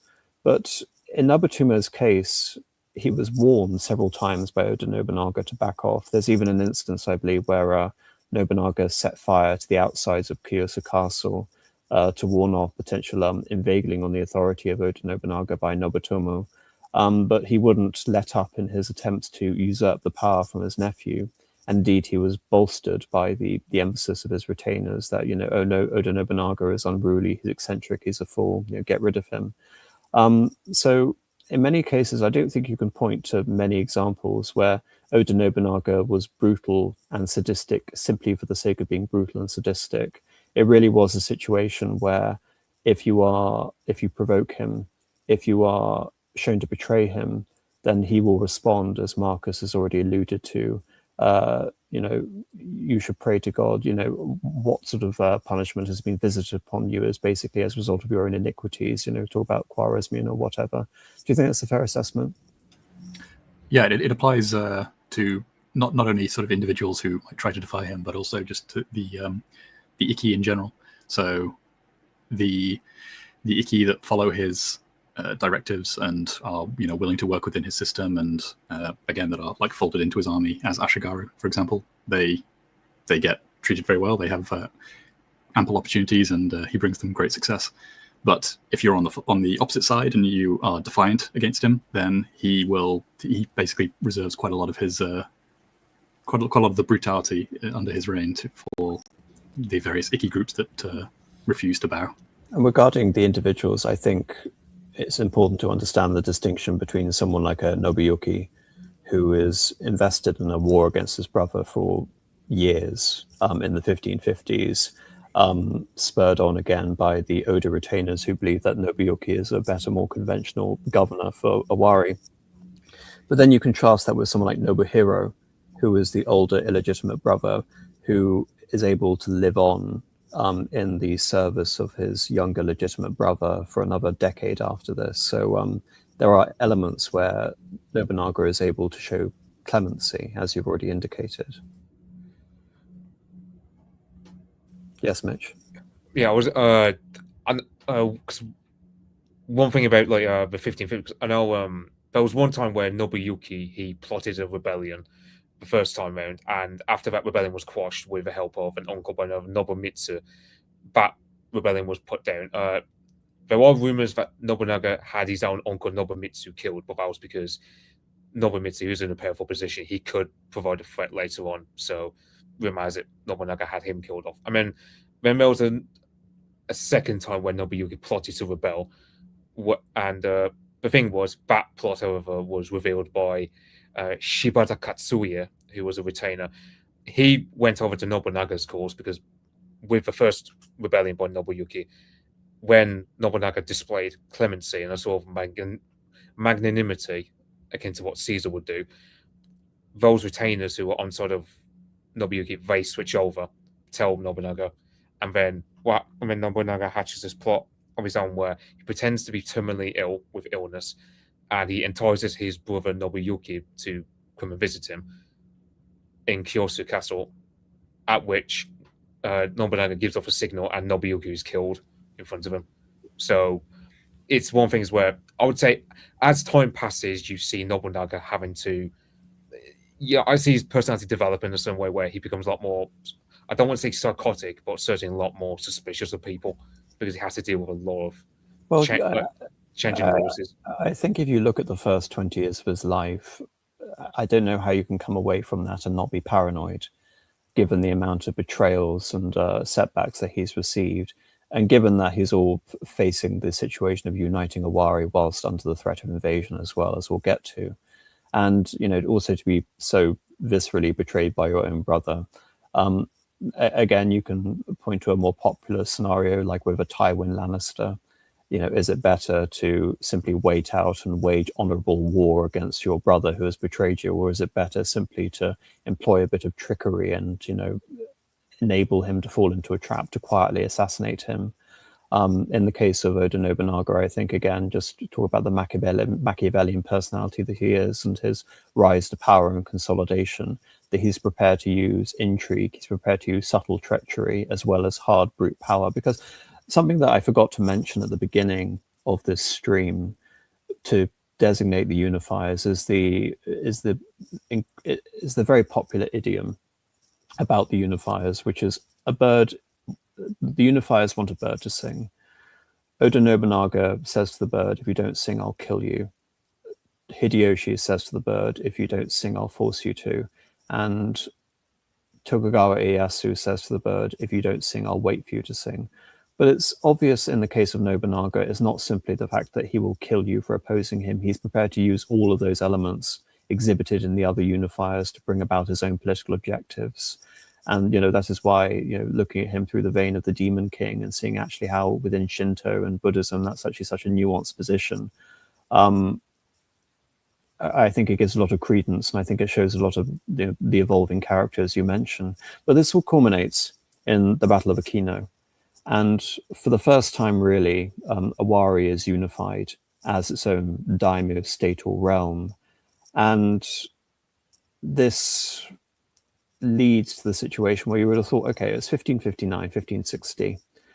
I have spent the last 10 years or whatever dealing with the fallout from my father's death, and I've actually been able to eclipse my father.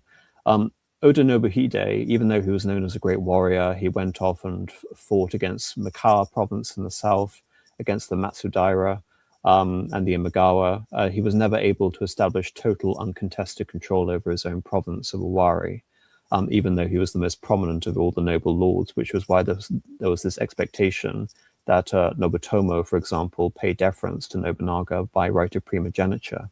But he's finally achieved this great feat, given the incredibly fraught situation he inherited. And now you have that daimyo who we've referenced many times, Imagawa Yoshimoto, decides now that having waited some 20 years in power and taken over all these various provinces and subjugated the southern state of Mikawa, that he is going to go to Kyoto with 25,000 men, nominally to rescue the shogun. That's later a pretext that Nobunaga would use, ironically, some 8 years later. But despite all the strides that Nobunaga has achieved, he's only able to assume an army of around 2,500 men against 25,000 men. He's outnumbered 10-1. And then you have the miracle where all of the Japanese history that we've established with the great lords of the Tokaido in the east is flipped on its head. And that is the Battle of Okehazama. Now, I'm just going to leave this to you, really, Marcus and Mitch, perhaps more so. Would you like to give us an overview of Okehazama, how improbable it was and how significant it was? That's a very good question. I would say it's one of the most underrated battles of all history. So I can't think of an easy example in Western Europe from the top of my head. I mean, in the instance of Okehazama, so you have let's just say Nobunaga. He is in charge of a war-torn province. He's just about got some stability, and he's been invaded by an Imagawa army that outnumbers him 10-1. And he decides to go for 1,001 chance to win because it's the only chance he's got. Because originally he was going to go for guerrilla warfare, but once he sees the obviously terrible camping position that the Imagawa army put themselves in, this wooded gorge called Denga Kohazama. But the battle's called Okehazama because that's the nearest settlement. It's a small hamlet of 20 houses or something like that. So you have this battle where Nobunaga, he sends 500 men atop a hill to basically make a feint of going, this is where the Imagawa will think Nobunaga is, because he's put all of his banners and all of his come on sigils, all that sort of stuff. Whereas Nobunaga, he takes his army around to the rear of the Imagawa. He has to go through rice paddies in order to do this, so his troops are in single file, and there's a high degree of risk that they could be discovered. However, luck is on his side, because as night falls, you get a rainstorm, and you have Nobunaga. As soon as the storm clears in the middle of the night, when the Imagawa are prematurely celebrating, he launches a surprise attack. And because the Imagawa army are prematurely celebrating, they're getting drunk. It's more a slaughter rather than an actual battle, if anything. And the Imagawa lose it big time. Well, yes, I mean, it's almost incredible, again, emphasizing the Demon King. This maverick charging you via a thunderstorm to invade the enemy's camp and ultimately capture and kill the leading daimyo. And of course, as we know, because so much power is invested in the dynastic head, when the dynastic head dies, the entire sort of clan structure begins to unravel. Yes, Marcus. Just to say that, it ought to be kept in mind the sheer discrepancy between the two forces. The forces of the Imagawa are led by Matsudaira Motoyasu, and they've overrun basically the majority of the province, and are themselves marching. They are sort of marching, in essence, to, as you've mentioned before, to dispose of the increasingly sort of fragile Ashikaga shogunate. They're on the Tokaido highways, I think you've just mentioned. And 25,000 men are part of this army. And at this stage, Oda Nobunaga is hardly able to field a force of Mitch, correct me if I'm mistaken, but it's a few thousand, 3,000-4,000 men. Yeah, 2,500. And it's I was going to say, it's like a tenth of the size of the Imagawa forces. And so there's a massive discrepancy between them. And, this is one of those instances where if there was a massive distinction in true quality, kind of say, it's like Thermopylae or Alesia or something, there's something that counts for the difference. But these armies, as most Japanese armies are quite similar. Although, as we've talked about, there is a gradual adoption of increasing proportion of Ashigaru throughout this period. The point is that these are soldiers who fight in much the same way and have much the same types of armor and weapons. So there isn't a massive discrepancy in, say, technology or military ethos, right? So the one thing that accounts for Nobunaga's success is his daring. To use his quotation here, when many of his sort of retainers and staff are basically imploring him to retreat to Ikkou Castle. Nobunaga knows that Ikkou Castle, being a minor castle, is not going to hold particularly at a 10-to-1 disadvantage. And he says, only a strong offensive policy can make up for superior numbers of the enemy. And as Mitch says, attacks basically the enemy camp in the midst of a downpour, and it's less a battle or more a slaughter. And it's actually so indicative of the way Nobunaga fights. He's in some ways, he's one of those sort of generals in history that always lurches to the unconventional, and not for the sake of novelty, but partially out of necessity and partially in belief of his own skill. And he does it time and time again, and this really sets the trend for his military career going forward. I mean, it's very sort of Napoleonic in this early stage. Correct. I was gonna reference Napoleon, actually. But I mean, yeah, exactly.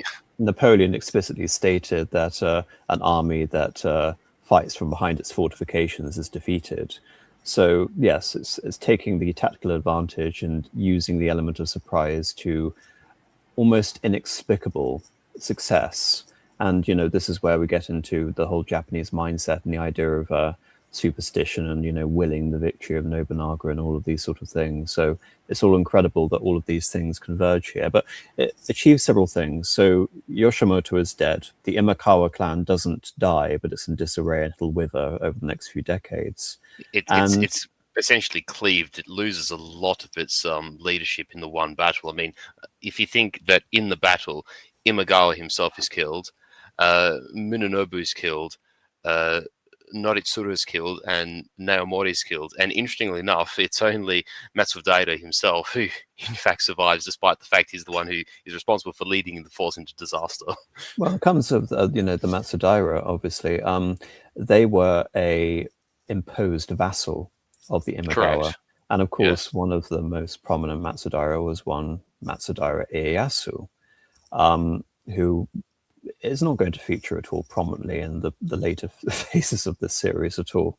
But having been one of the great enemy houses of the house of Oda, indeed, Matsudaira Ieyasu had actually been, as far as I believe, a hostage of Oda Nobuhide.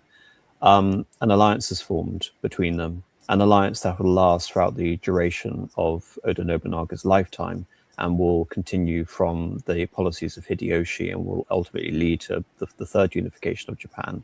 But he doesn't decide, Oda Nobunaga, to go off and make war on the Imagawa. Instead, he decides to exploit that dynastic claim that we brought up earlier regarding Saito Dosan, because he had been deposed by his son. If I recall correctly, Yoshitatsu Dosan claimed that he was really the son of the previous lord who Saito Dosan had deposed himself, and so he was seeing this partly as a restoration of the rightful authority against the Viper of Mino. But nevertheless, this had occurred several years before the Battle of Okehazama, and as part of that deposition, Saito had willed his realm to Oda Nobunaga because of, again, the link through his daughter. And so he turns around, lets Ieyasu deal with the fallout of the Imagawa situation, and also, by extension, the Takeda, who, as you can see on the map on the right, they come in and they take control of Suraga province, and instead focuses on Mino. Now, Mino is very significant in terms of its physical location. I've already mentioned the various mystical and mythological allusions that Oda Nobunaga would draw, but control over Owari and control over Mino basically means virtual control over the access point from Tokaido into the Kanto, into the, if I remember correctly, the Kansai or the Kyoto plains. And so this is a very long, drawn-out, methodical campaign that if I remember correctly, it lasts about 6 years. Fortunately, during that time, Yoshitatsu dies and is replaced by a rather weak and feeble nephew. And it culminates in the siege of Inabayama, which he will later, Nobunaga, take and rename to the very famous castle of Gifu, which lends itself now to the name of the prefecture which succeeded Mino. I'm very much summarizing this, but would any of you like to expand upon the implications of the Mino War? Just quickly, so you mentioned that this is where later Tokugawa Ieyasu gets picked up as an ally of Oda. I think it's at this stage, roughly, after defeating the Imagawa, that Hideyoshi gets picked up as well and brought into the Oda camp. Well, Hideyoshi is just an Ashigaru, so him being sort of picked up would seem to be very, very insignificant, and his rise is made all the more inexplicable by it, whereas Matsudaira Ieyasu is from a very prominent Minamoto lineage. So it makes sense to pocket him as an ally. But again, he hasn't assumed the name Tokugawa yet, so we'll leave that for now. He's simply known as Matsudaira Ieyasu. But any of you, the significance of the Mino campaign? What another main note for me is, so he takes like 6 or 7 years, if I'm certain, right? Mainly because it was a real tug of war, real seesaw, where you have Inabayama Castle switch hand like 3 times, if I remember correctly. The third and final time it does fall in 1567 happened because Nobunaga hires a guy as his sandal bearer by the name of Tokichiro, who later becomes Toyotomi Hideyoshi, but I'll just call him Tokichiro for this. What happens is... For reference, Toyotomi goes through many, many name iterations. That's why I've called him Hideyoshi at the beginning slide, because Toyotomi is the clan name he receives from the imperial court. But he begins as a Tokushiro, as you mentioned, then he becomes Hashiba, and then he finally sort of emanates as a Toyotomi. And if anything, it just sort of, the whole sort of confected nature of his dynasty, that with every increase in his political position, his family seems to become elevated as well, as if everyone's forgetting his origins. Yeah, so he gets promoted as sandal bearer, which it's kind of like a cup bearer. You think it, like people think it's a menial position, when no, it's very intimately close to your lord. So Nobunaga recognized how skilled this guy was, and and Hideyoshi, or Tokicho, however one might call him, because it's a big, I said the names are a bit confusing. He becomes very successful because he cajoles and bribes a lot of these Mino clan, a lot of these Saito clan retainers, because there are times where Nobunaga can't win with just brute force, because if he could win by brute force, he would have done it ages ago. But yeah, and then there's a final siege of Inabayama Castle, which actually is a masterclass on part of Hideyoshi, where he gets friendly with this peasant farmer nearby the castle, and he learns that there's a secret pathway from the mountain which hugs along the castle. Through this, he's able to get a troop of older clan Ashigaru and samurai to sneak in through the back door, so to speak. They ignite a powder magazine, it blows up, and then they throw open the gates, so that final bastion of resistance within Mino province finally falls for the last time. And in the case of the Saito clan, it's worth knowing that in the case of Yoshitatsu, Dosan didn't trust him because Dosan reckoned that he was actually the son of Primus daimyo, the one he usurped of the Toki clan, because Dosan's wife was a concubine of a previous daimyo, which Dosan himself usurped, and he doubted the paternity of Yoshitatsu, hence why he was so eager to give over his realm over to Nobunaga before Yoshitatsu decided to kill him. And then I don't know if this is true, but I've heard also that Yoshitatsu, he died of leprosy. Like, he was so cursed superstitiously by what he did to his own father that he was actually cursed with leprosy and died young, leaving only his teenage son Tatsuoki in the 1560s to reign. We're going to talk obviously more about Hideyoshi next week, but this is an important point to note. Hideyoshi was also ridiculed for his personality, his eccentricity, his audacity, his trickery, many qualities which obviously made Nobunaga and him kindred spirits. But again, the audacity of allowing a random Ashigaru Tokushiro to become so prominent, along with a relatively minor samurai later on, Akechi Mitsuhide. Again, it's indicative of two things. One, the fact that Oda Nobunaga is prepared to completely bypass all conventions and dynastic ranks, whether samurai lineages or court lineages, in order to promote who he believed to be the most capable. But also the fact that he believed that the less distinguished retainers he had, he could use power by, there's a word, utilizing azukeru, which is basically to loan authority out. That there's no authority intrinsic in any of these retainers because they will owe their authority to him. It's simply loaned by Oda Nobunaga. So it's a fundamental part of the whole power structure. I think the wonderful thing about Hideyoshi, and why I find so fascinating about him, is that he completely and utterly flips that on its head and establishes the most stratified system of power relations and dynastic hierarchies that Japan had known in recent memory up until that point. But anyway, this is the Hideyoshi stream. So he takes over Inabayama, as you've mentioned, Mitch, and he establishes his new power base at Gifu. I've already mentioned the allusions to the founding of the Zhou dynasty and the usage of Tenkafubo, the entire world by military force alone, which is just, again, indicative of all of these samurai pretensions that have been building up, in which case Nobunaga is simply the best in class of this example. He's not an oddity compared to all of the samurai around him, and indeed who have formed his political career indirectly, like Imagawa Yoshimoto. And the year 1568 is very significant because this is where he ceases to become a daimyo and he becomes de facto the most powerful lord in Japan. In 1568, he installs Yoshiaki, who will later be the last Ashikaga shogun, who will die in exile, completely penniless and worthless during the time of Hideyoshi.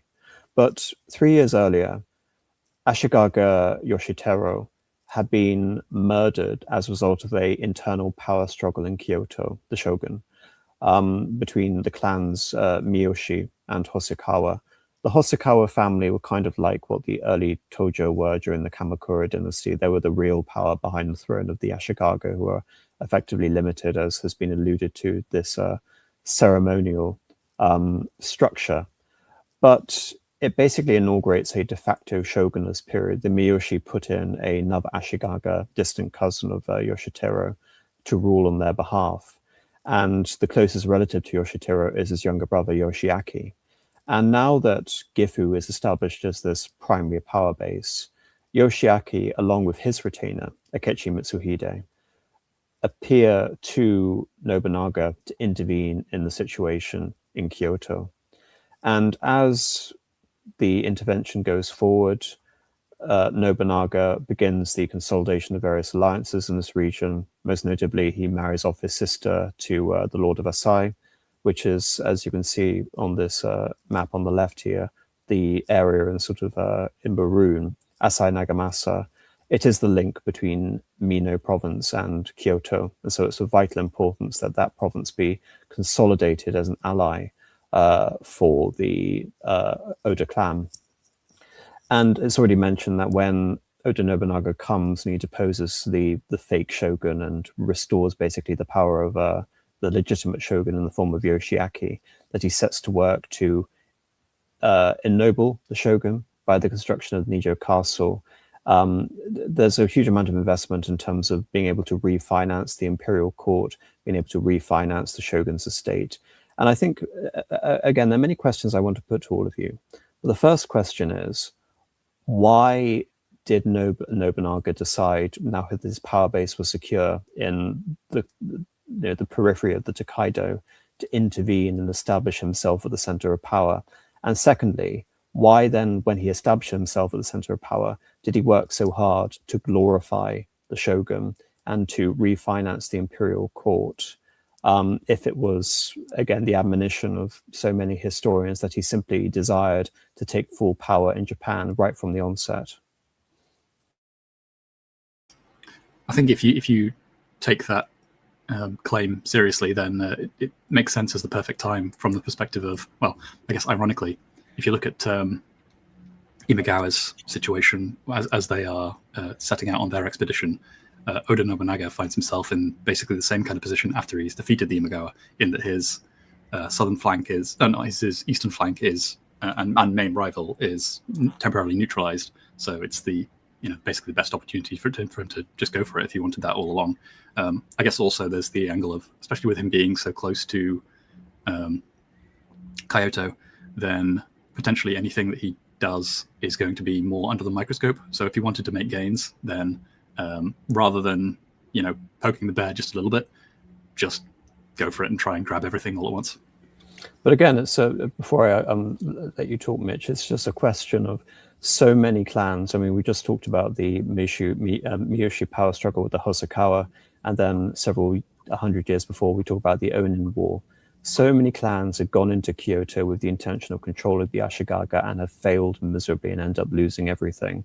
So again, it seems that unless Oda Nobunaga either had altruistic aims in restoring the shogun and building up the prestige of his dynasty, he could have simply taken the office of Kanrei, which was offered to him, of vice-shogun, and simply left and returned to his castle of Gifu and consolidated power. And yet he remained, and he seemed intent on reconsolidating the power of the Ashikaga through the person of Yoshiaki. And it's something that Yoshiaki would tolerate to begin with, but it's very clear later on he would lead his conspiracy, his series of conspiracies against Nobunaga. So it's interesting that you can read two intentions in. One is the restoration of rightful authority and restoring the shogun. The other is the more nefarious motive. But I don't think there is this explicit logic that he had to do it simply when provided the opportunity, because you have that historical example. But then I go back to various examples, such as his creation of the power base in Gifu and the name Zhou Dynasty, Tenkafubei, the world by force alone, that if Nobunaga had all of these grand pretensions, designs, and historical affectations at the beginning, that, again, this could have been seen to be a very early goal, and simply he was the first daimyo to effectively achieve it. Yeah, I would agree with what Rupert said about how on one hand, you have the Matsudaira / Tokugawa very safeguarded his flank, because that's the first thing Imagawa Yoshimoto committed to before he set out for Owari, was he made sure that his rear was safe, because of course the daimyo have very shifting loyalties. 1 minute they're loyal to you, next thing you know they're not. So alongside Matsudaira, or Tokugawa Ieyasu, as he would know by this time in the 1560s, he also married off his sister Oichi to Azai Nagamasa. So you have his flanks secure. He can march fairly well in Kyoto. As for his motives, I mean, because before, after Okehazama, one thing about Nobunaga that I like about him is the fact that he makes sure he never bites off more than he can actually chew. So he only makes clear his intentions of ruling over the empire after taking Mino, because he often referred to Mino province as heart of Japan or something along those lines. Like, it was very important geographically. It's the right in the center. And yeah, you have, in the case of, I mean, it happens later on, but I suppose it's a gradual shift where, because I know one thing he does is he refuses any and all sort of gifts of authority from Yoshiaki, because he wants to maintain that he's the one with the true power. Because you got to factor, in a lot of Japanese history, power is wielded by from a shadows / ranks that you think are rankling lower than the ones who normally should wield. Yes, it's an inverted system of hierarchy. Yeah, it's like, as mentioned earlier, the Shiba clan technically were meant to be in charge of Owari province, but actually it's Oda clan who have true power.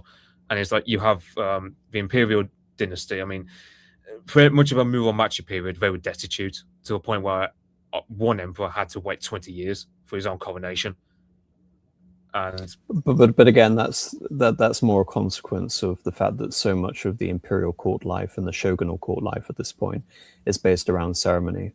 So if they can't represent that ceremonial function, then they might as well cease to be.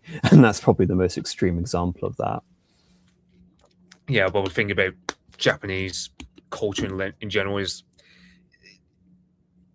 yeah, it's like, for example, Imagawa Yoshimoto, he planned on marching on Kyoto because because he was related, I think it was like a distant cousin or something like that, to Yoshiteru, as well as Yoshiaki. So he had that sort of casus belli. But one thing about Japan is, if you make out that you're some sort of revolution, or you make out you're going to create massive changes, a lot of daimyo will turn on you in an instant, because Japanese are by nature very sort of conservative and traditionalist. So if Oda Nobunaga were to say in the 1560s he was going to scrap the shogunate authority, it probably would have created more enemies than he could realistically deal with at that time. Whereas later on in the 1570s, when he actually does abolish it, he's in a lot better position strategically. Sorry. But the thing is, the point I'm making is that you can read it multiple ways. I mean, the implication of what you're saying is that after the Battle of Okehazama, that Oda Nobunaga basically made his intent known that he was going to take full power in Japan by allowing his flank to be secured by Matsudaira Ieyasu and focusing on Mino, which is the heart of the highways from eastern to western Japan. But like I said, I think there's this implication as well that he may have wanted to reify the institutions and so therefore not be culpable for the implications of having to get his hands dirty by ruling directly, and so not becoming a technical fief of the Ashikaga shogun by becoming kanbai would allow him to take free action, but also it gave him the opportunity to retreat if necessary, if he wanted to return being a daimyo as opposed to the shadow authority behind the throne. And just to emphasize for people in the chat regarding the bizarre world of inverted power relations and the nonsense of court titles, it would basically be the equivalent if a captain ranked higher than the colonel, and the colonel ranked higher than the general, and the general ranked higher than the field marshal. Imagine Japanese power relations basically is functioning in that way, where the deputy rules over the shogun who rules over the emperor. But when he is, as you've already alluded to, when he is in Kyoto, he begins consolidating his position. Yes, I confused Asai with the region. It's Omi province and the Asai clan. However, he, from his position essentially as the power behind the shogunal throne, he makes a series of demands and sends letters off to most of the regional prominent daimyo to submit to the new shogun Yoshiaki. And again, this could be interpreted as him restoring the prestige and the power of the shogun. And one of these prominent daimyo refuses rather dramatically, someone who's already been brought up, which is the head of the Asakura clan in Nikinzen, Yoshikaga. And what makes matters worse for Oda Nobunaga is that the Asakura clan were linked by family and a long-standing alliance with the Asai clan and Omi. And as you can see here on this map on the left, these are the green and the maroon provinces right in the center. So if those two provinces ally against Oda Nobunaga, he's cut off from Kyoto and he's surrounded in the north. And that is essentially what happened.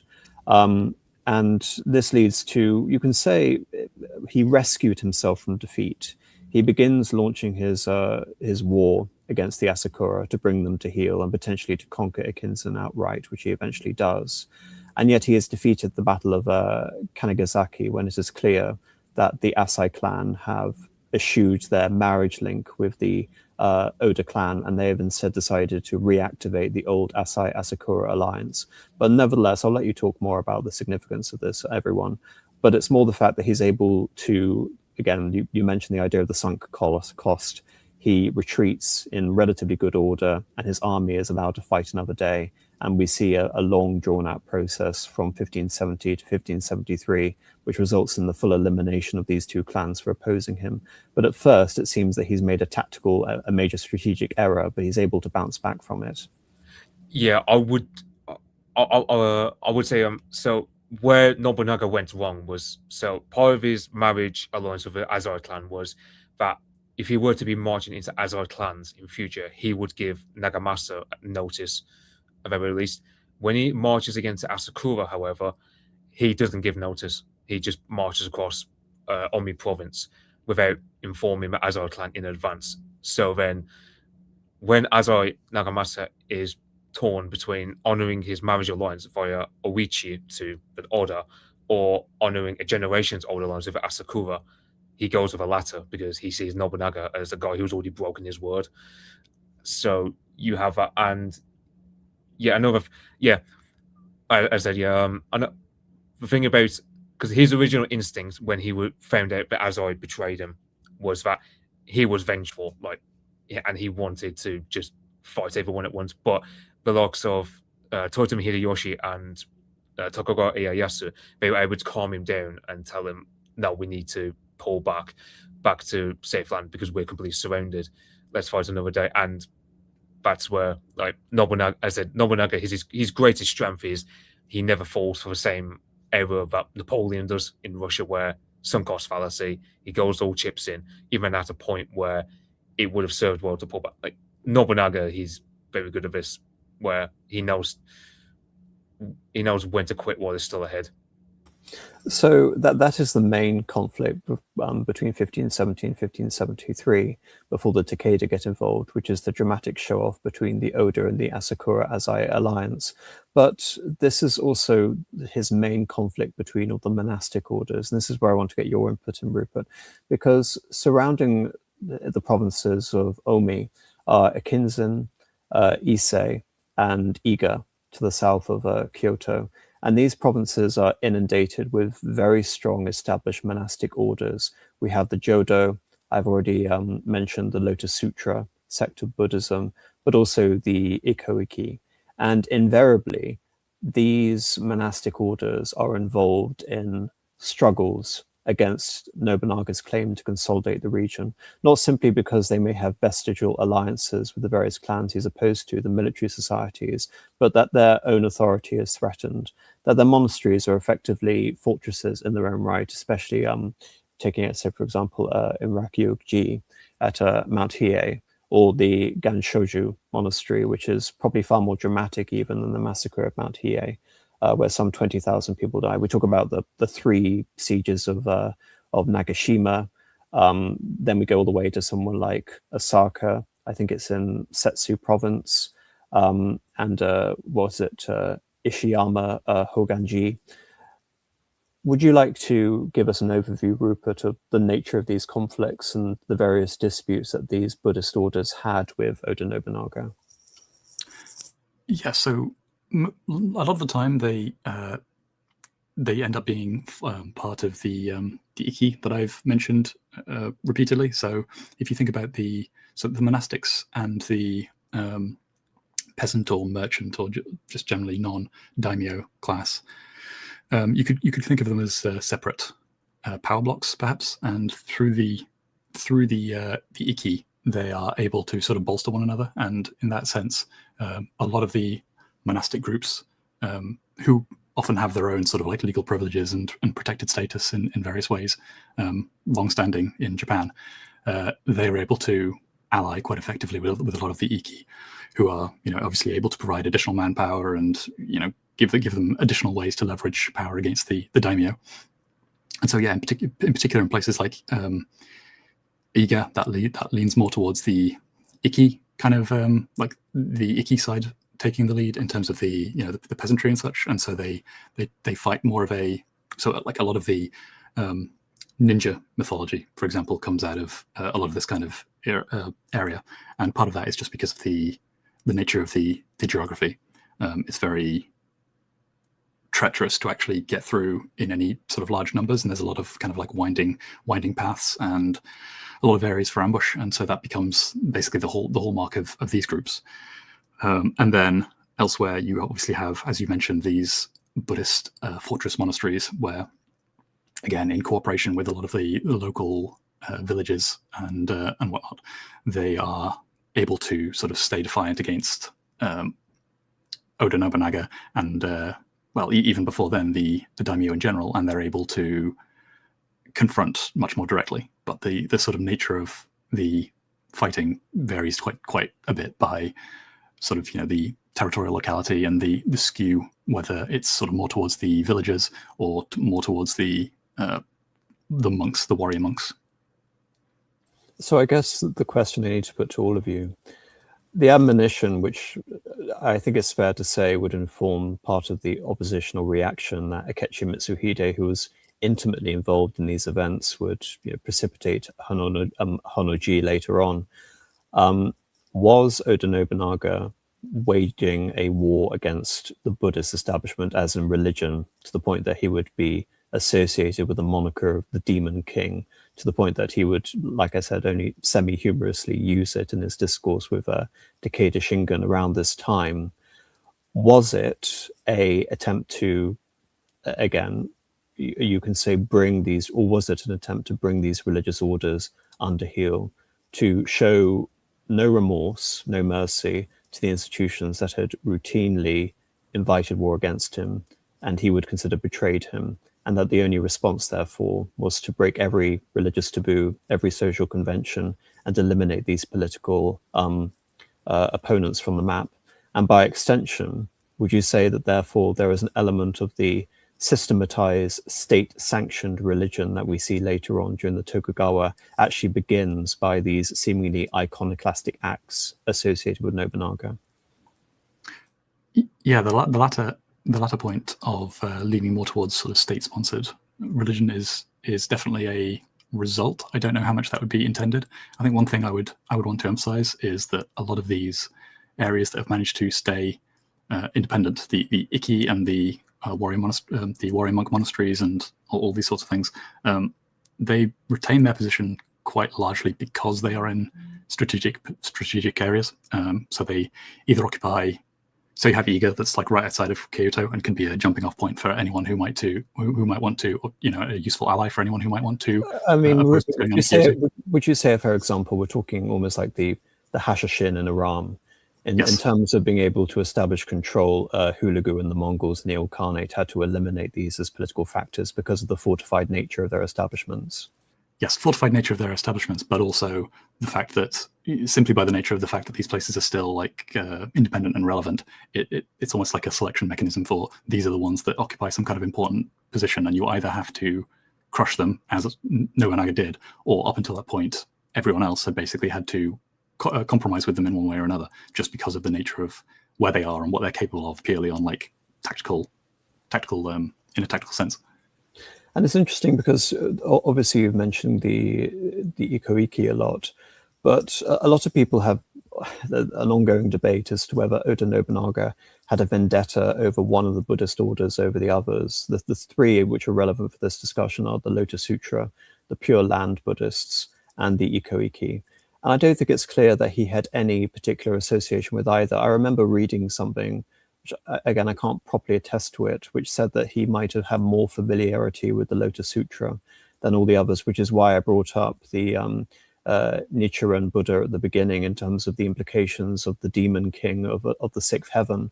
But there's something that takes place a few years after this in 1579, which I think builds upon this idea of the establishment of a state-sanctioned or a catechism of a state belief or religion, or you can almost say it's a form of like Shinto Anglicanism, where it is the monarch, the king of Japan as the supreme governor and later be the shogun. But in the case early on with establishing basically this creed, we have the Asuchi debates. Asuchi becomes the political center of Nobunaga's regime later on, built upon the ruin of the Asai clan's rule in Omi province just outside Kyoto, again emphasizing the links between Mino and Kyoto. But here he puts the Pure Land Buddhists in a debate against the Lotus Sutra Buddhists. He declares here that the Pure Land Buddhists are the victors of this, and in response he kills many of the Lotus Sutra Buddhist priests who had advocated against their position. And if you look at the context behind this, beyond the quote-unquote sort of theological debates taking place, Oda Nobunaga is actually looking at the political implications. Oh, these are people who are proselytizing against this other Buddhist group. So he basically looks at this, okay, well, I have to deal with these interlopers. I don't care so much about these theological discussions. I need to ensure law and order and conformity in belief, which is congruent with the wishes of the centralized power. And there's another element in terms of comparisons. I brought up the link between the Hashashin in Iran, but I think a very pertinent example, because it's happening at the same time as this, is the religious congregations at Fatehpur Sikri in the Mughal Empire. Akbar who was the Mughal emperor, basically a Muslim emperor of the descendants of Timur, who claimed descent from Genghis Khan in India at this time, had waged a relentless war against the Hindus in Rajasthan. And later he would bring together advocates of Jainism, Buddhism, Islam, Hinduism, and even the Jesuits, again, interestingly enough, to his new purpose-built Versailles, basically equivalent to Asuchi at Fatehpur Sikri, and force them all to do dialogue with each other. Well, there's this implicit assumption that this Dinila, this imperial belief system, would have the Mughal emperor as its head. And this is something actually that Louis Freud would accuse, the Jesuit would accuse Nobunaga of trying to achieve, is that he wanted to be deified within his lifetime, which is something that was unheard of within Japanese society at that time, like the Roman Caesars. Tokugawa Ieyasu wanted to be venerated as an idol after his death, and so did Hideyoshi. But Nobunaga wanted to be a living encapsulation of a god, why you can see this as a false god or a demon. But all of these influences seem to be in play here. And I think it's interesting to look at Asuchi, especially with the fact that there's a Jesuit seminary which is also established, and the Jesuits had the protection of Oda Nobunaga, that he again is using this from the point of view of the extension of personal power. And it's better to have all of these religious organizations being pit against one another in order to cement that personal rule, rather than establish one faction as being preeminent over all the others. Do you think that's fair? I think, yes, that's definitely fair in terms of the divide and rule aspect, but it's especially pertinent as well because one thing that's kind of implicitly also being proselytized is that the Ikki and the Ikkou-ikki especially are kind of representing as I've alluded to earlier briefly, an alternative way of structuring perhaps all of Japan. So the Ikki in general, pretty much universally, were highly egalitarian, and the nature of a lot of the documents was such that they were explicitly not taking account of regular social status. So you could have even samurai, monks, like monastic figures, merchants, peasants, all explicitly on par with one another. And often these Ikki were used to counteract attempts to claim debt or to repossess land that was being taken away on the basis of some kind of loan or something like that. And because it is kind of like ideological in nature almost. It's so for one thing, it is obviously and very deliberately pointed towards the daimyos and the sort of like wider system of the daimyos in general. So, you know, it's an explicit threat in that sense, but it's also something that can spread very rapidly because you can have a lot of Ikki all kind of joining together, of which there were still quite a few around in very quick succession. And so it's kind of a conflagration that could take hold very, very quickly, potentially. Conversely, the Jesuits were very attractive to Nobunaga because they were prepared to attach themselves very firmly to his regime, believing that he could be the effective strongman behind their attempts at proselytization, but more importantly, that they were going to convert the daimyos, who would then in turn be responsible for converting their subjects, and especially the idea of having Japanese missionaries doing most of the work. So I think, again, it's interesting that the Jesuits, as we talked about last time, were prepared to actually buy in to the power structures that Nobunaga was creating, which would be conducive to his overall aims. Would you possibly suggest that the Jesuits being cozy in this relationship to the regime was also a means of perhaps staving off the potential influence of the Dutch on the Protestant angle of Christianity in Japan? This is far too early for that, as we talked about with the Catholic century stream.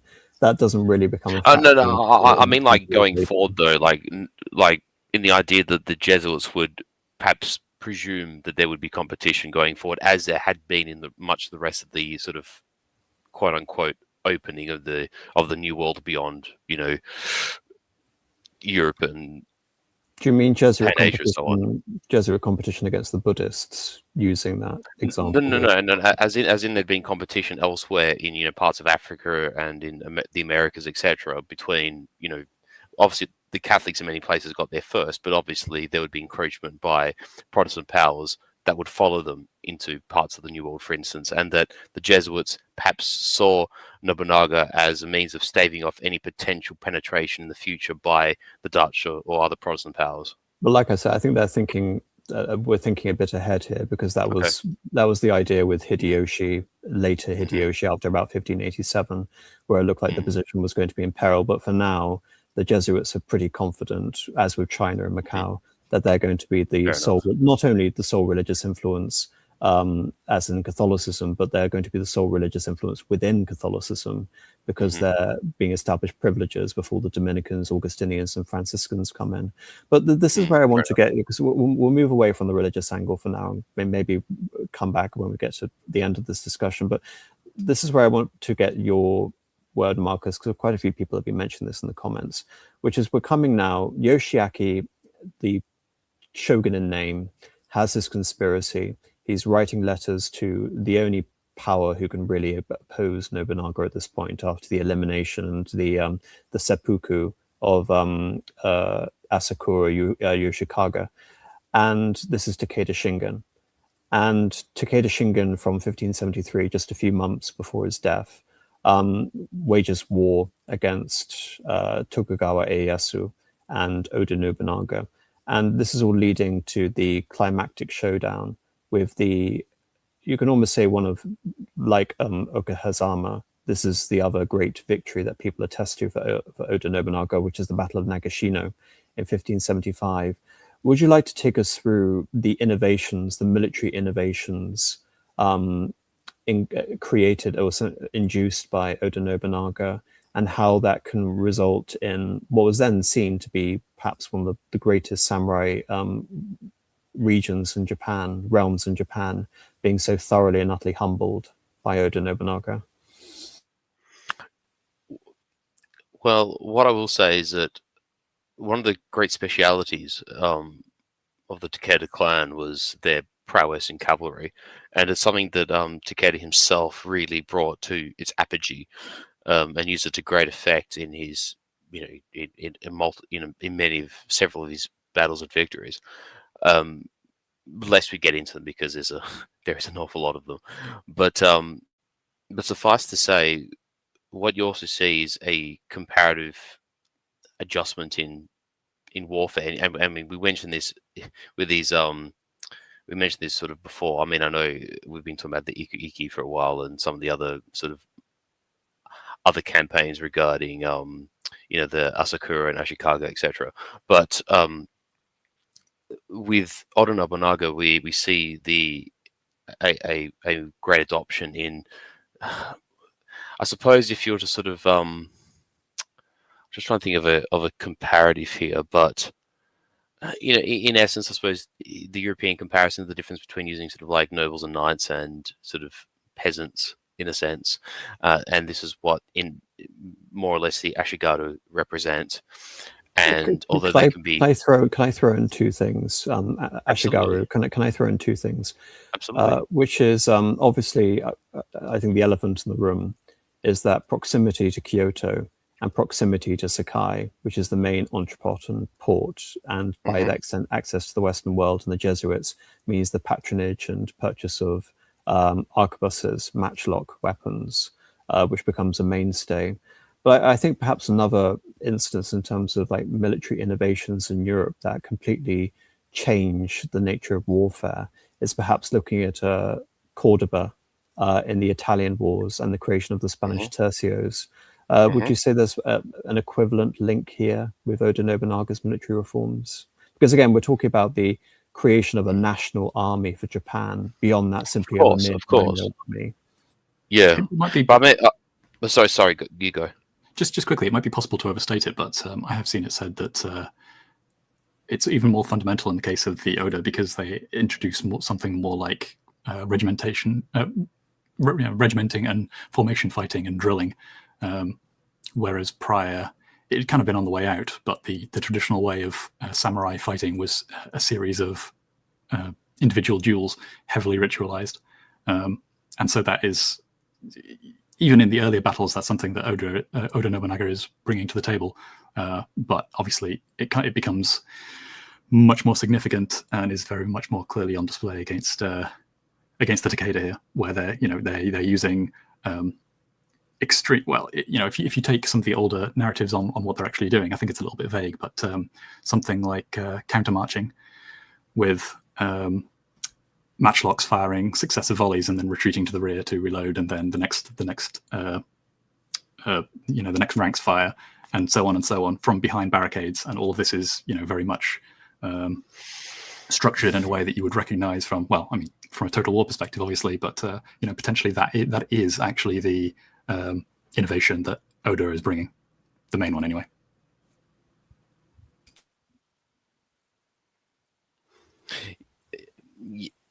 Just to cleave to what you're saying, AM, regarding the Nobunaga and his utilization of Ashigaru, I know it is a little bit ill-fitting, but perhaps a distinction between, say, like pre and post Sumerian army might even be better, in that the problem is that you lack the class distinction there. That's not really going to work either. But in essence, is that's not to say that Japanese armies did not use levies prior, and that after Nobunaga that nobles and samurai and retainers aren't used. Obviously, that's not the case. But in what I'm trying to sort of allude to is the fact that Oda Nobunaga uses he utilizes Ashigaru to a dramatic extent, places a lot of faith in them, and uses them in ways in which basically all the other competing daimyos do not use them, and they're similarly equipped to their sort of superior soldiers in the army, in this case being samurai, and through this ongoing and sort of perpetual knack for unconventional tactics, and we sort of touched on a comparison towards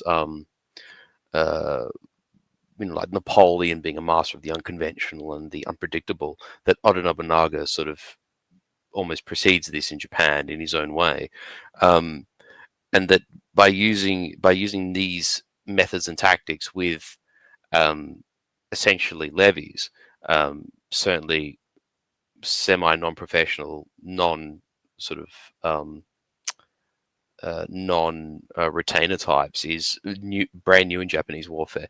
And it goes to show that, in Nobunaga's success, his repeated success in battles, demonstrates the efficacy of his methods as unconventional as much as they are a break from traditional Japanese warfare as they are. So would you like to take us, anyone, Mitch, Rupert, Marcus, through the Battle of Nagashino itself? Do you want to start, Mitch, and I'll just chime in? Yeah, so Battle of Nagashino. Yeah, it was a.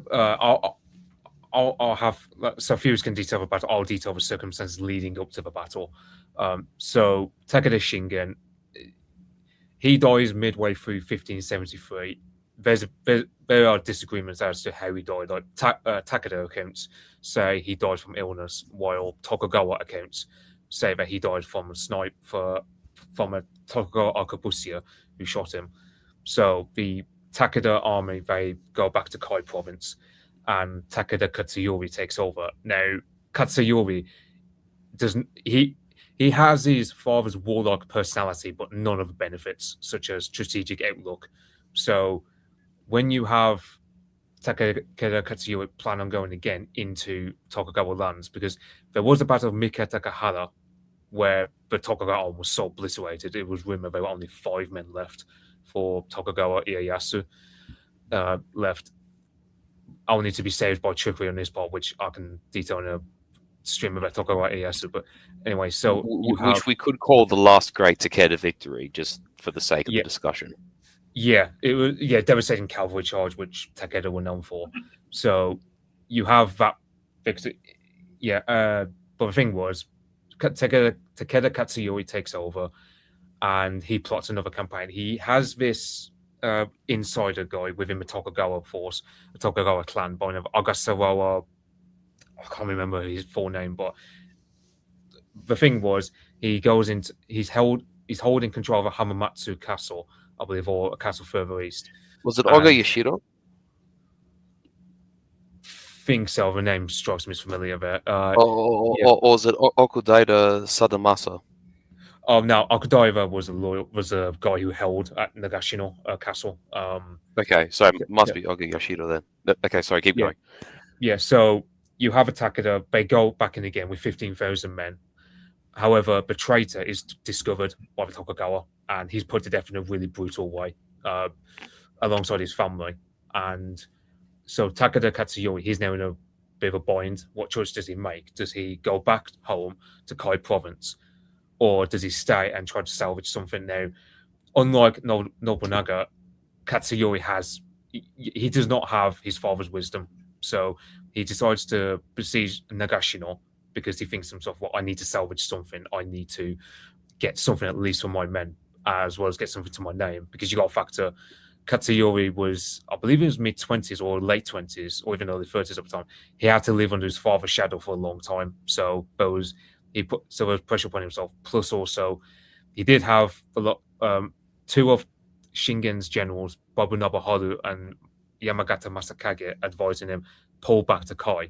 But the younger breed of generals, they were saying, no, let's stay and let's take what we can. Where have we heard that before? Yeah. So it was just the upcoming disaster at Nagashino Press. It was so very avoidable for Katsuyori, were it not for the sunk cost fallacy he falls into. Well, potentially he also. Sorry, just to say, and also that idea of anime, you see it, like for instance with the Horns of Hatin. There are other examples of it. I think even Mira Kephalon's an example of it, where like the older, wiser, more prudent generals, particularly the counselors of the young king's father, will say like, no, save the army, we can fight next year, we have other opportunities, etc. And it's like the young, ambitious, bloodlusting younger officers who want to charge headlong into battle, and just how many times does it unravel? And Nagashino is a perfect example of that. Well, I mean, one possible caveat that might save the young bloods is that it seems to have also been a massive intelligence failure as well, where they very badly misjudged the size of the relieving force. Yes. So that's potentially another. I would agree with that. So yes, indeed, that's a very important and suitable caveat. It's a possible undercurrent with a lot of these battles, actually, though, that you can't necessarily tell how good the intelligence is unless we have a specific source on it. But yeah, this is one case where you can definitely see the fact that if they were using spies, they weren't using intelligence agents of one sort or another, or scouts, then they weren't using them very well.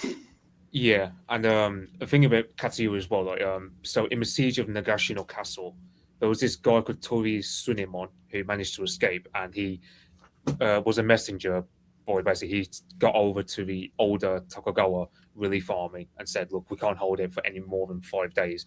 Come and come and relieve us." So this 38,000 strong older Tokugawa army go on the march.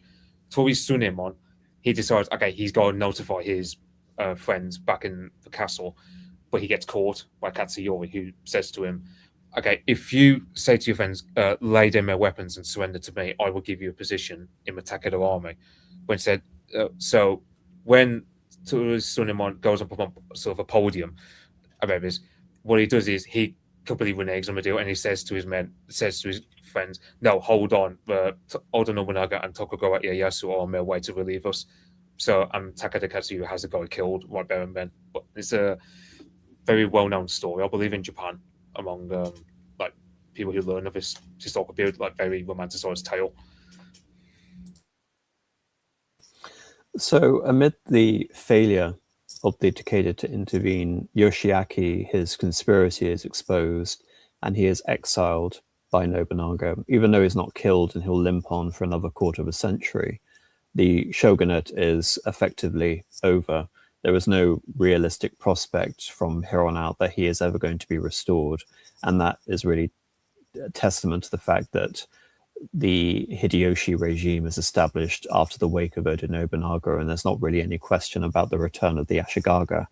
Now, the question I need to put to everyone here is that what I believe is that it's clear, as we saw with the other examples of clemency and then vengeance by Nobunaga, is that Nobunaga was prepared to tolerate the continued existence of the Ashikaga shogunate so long as they didn't directly betray Nobunaga. And indeed, Nobunaga could exploit his power behind the throne to bring the other samurai lords, daimyo, to his will, as we saw with the Asakura example, even though that went disastrously. And it establishes his ability to consolidate the various regions around Kyoto. But in 1573, he decides to remove the shogun. And you can look at that and say, oh, well, this was Nobunaga's intention all along. I don't think that's necessarily true, but it is clear that Nobunaga could no longer have any form of working relationship with Yoshiaki. And rather than find a distant relative of his in order to put on the throne instead of him, it would make much more sense, rather than basically allow for another situation like this to emerge, that having a ceremonial vacuum, because I'm not going to say political vacuum, because there's less of a political vacuum now than there ever has been in the last 100 years, but having a ceremonial vacuum would allow for Oda Nobunaga to have that discretion and freedom of maneuver that he simply did not have only 6 years before, now that most of his major rivals have been defeated. So what are your thoughts about the deposition of the last shogun?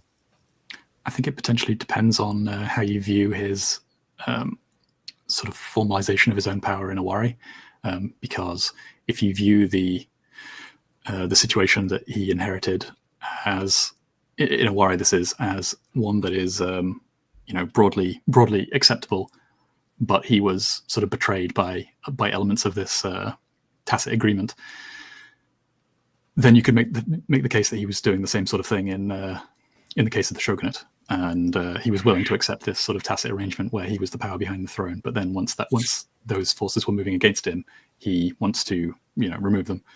Whereas the alternative is that perhaps in Owari as well, he was also very much prizing the idea of formalizing his own power, and then in that case, perhaps that was always the intention in Kyoto as well. I think the speculation from here leads off to, obviously, Oda Nobunaga would have deposed the imperial court of Ogamachi, the emperor, because it follows the same logic. I don't believe it's the case. I believe Ogamachi had demonstrated that he had learnt the lessons that Yoshiaki had failed to learn unequivocally, and that it would simply be a matter of keeping Nobunaga on side and by placating him with a series of court titles. So in the case of the Emperor Ogamachi, he would first award him the imperial title of Kugyo. And I read an article that I cited in the description which places a lot of importance on the title of Kugyo, which basically just means imperial advisor, because that title was sufficient. It's a very lowly title in the grand scheme of the whole court structure, but it was enough to establish that there is a stamp of imperial authority on the actions of Nobunaga. He didn't need to become shogun in order to seem to be acting legitimately. he wants to impose his own rules. He wants to, as we've already mentioned, using the various phrases on his documents, Tenka no Tame, for the sake of the realm, which is used interchangeably with Tenka non Nobunaga, for the sake of Nobunaga. But just having that tiny little element of legitimacy is enough to imbue his various edicts with that legitimacy. And the emperor's word still had a huge amount of influence, if not direct power, in Japan. One example we've already mentioned is Nobunaga's conflicts with the various monastic orders. In the case of the Ikki siege at Ishiyama Honno-ji in Osaka, their leader, Kosa, surrendered where there was a direct intercession made on behalf of Nobunaga by the emperor. And in that case, again, Oda Nobunaga was prepared to show a great deal of clemency. So I believe the emperor was playing a very clever game with Nobunaga, where he was skirting around this, again, new system of power relations.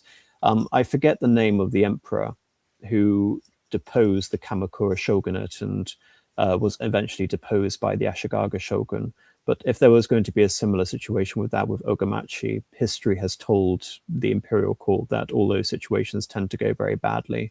And again, there was, of course, a material incentive for the emperor, which is apparently Go-Daigo is the name of the emperor. There is a imperial incentive, there is a financial incentive, which is that the court ceremonies and the court nobility are better off and more secure now than they have been in generations. And Kogyo ultimately isn't enough for Nobunaga. He is later assumes and then resigns the rank of Udajin, which is minister of, sorry, Marcus, you're typing. There is minister of the right in Japan, which is actually lower than another equivalent rank of Sidajin, minister of the left, and Daijo Dajin, which is chancellor of the realm. So even then, again, he's only assuming a very limited position. It is enough to establish his stamp of imperial approval.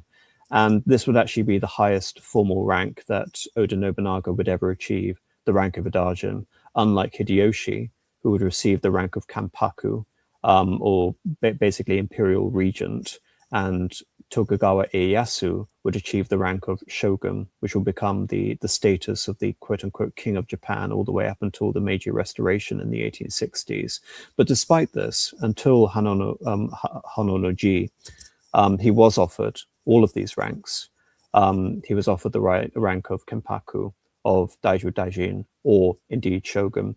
And even though, like we said, he couldn't necessarily claim that title because he was emphasizing his Taira lineage over his Minamoto lineage, he would go back to this idea of the Genpei Kotai Shisho, that it was the alternating power between the grand dynasties of the Taira and the Minamoto, and that Nobunaga had the intention of establishing a new power structure in the absence of an Ashikaga shogun, but it wasn't clear how that was going to be formalized, whereas Hideyoshi and Tokugawa Ieyasu had formalized power structures that we can point to. In the case of Oda Nobunaga, his premature death as the result of the assassination means that we can only speculate as to what the ultimate manifestation of this power would be. And in the absence of that, we come back to this idea of him simply being the daimyo of Japan, the lord making and establishing rules based on his own innate power, which is only very tentatively coming from an imperial source, which is wanting to save its own skin at the same time. And indeed, if you're going to look at other forms of imperial authority, in the case of his own sort of Taira predecessor, you can look at the Hojo, which claimed a title rank of Shiken, which is again a sort of equivalent to like a deputy shogun or whatever. He'd already been offered the position of Kanrai. But all this is to say that all of these systems are in flux. Indeed, it is so fascinating about all of the respective unifiers that all of them succeeded each other, yet they didn't inherit their positions. They all achieved power in their own ways with their own personal power bases, and they all represented that power through unique vehicles. And yes, I would like, before I get into the cultural aspects and the construction of Azuchi Castle, hopefully Marcus will come back to us in a minute. He's having internet problems. Mitch and Rupert, would you like to speculate on the nature of Oda Nobunaga's conception of personal power and how it could possibly have ended up had he not died prematurely? unbounded ambition seems the relevant way of describing it to me. So as we've discussed earlier, he doesn't seem to have had any particular sort of religious reverence rather, and seems to have been concerned to press his power where it was physically possible. And so, just going back briefly to the maneuvering of the emperor at the time, it does. I am sort of inclined to agree that it's perhaps the skill of the emperor that sort of headed off the possibility of being dethroned by Oda Nobunaga. Possibly just to never give him pretext in the first place.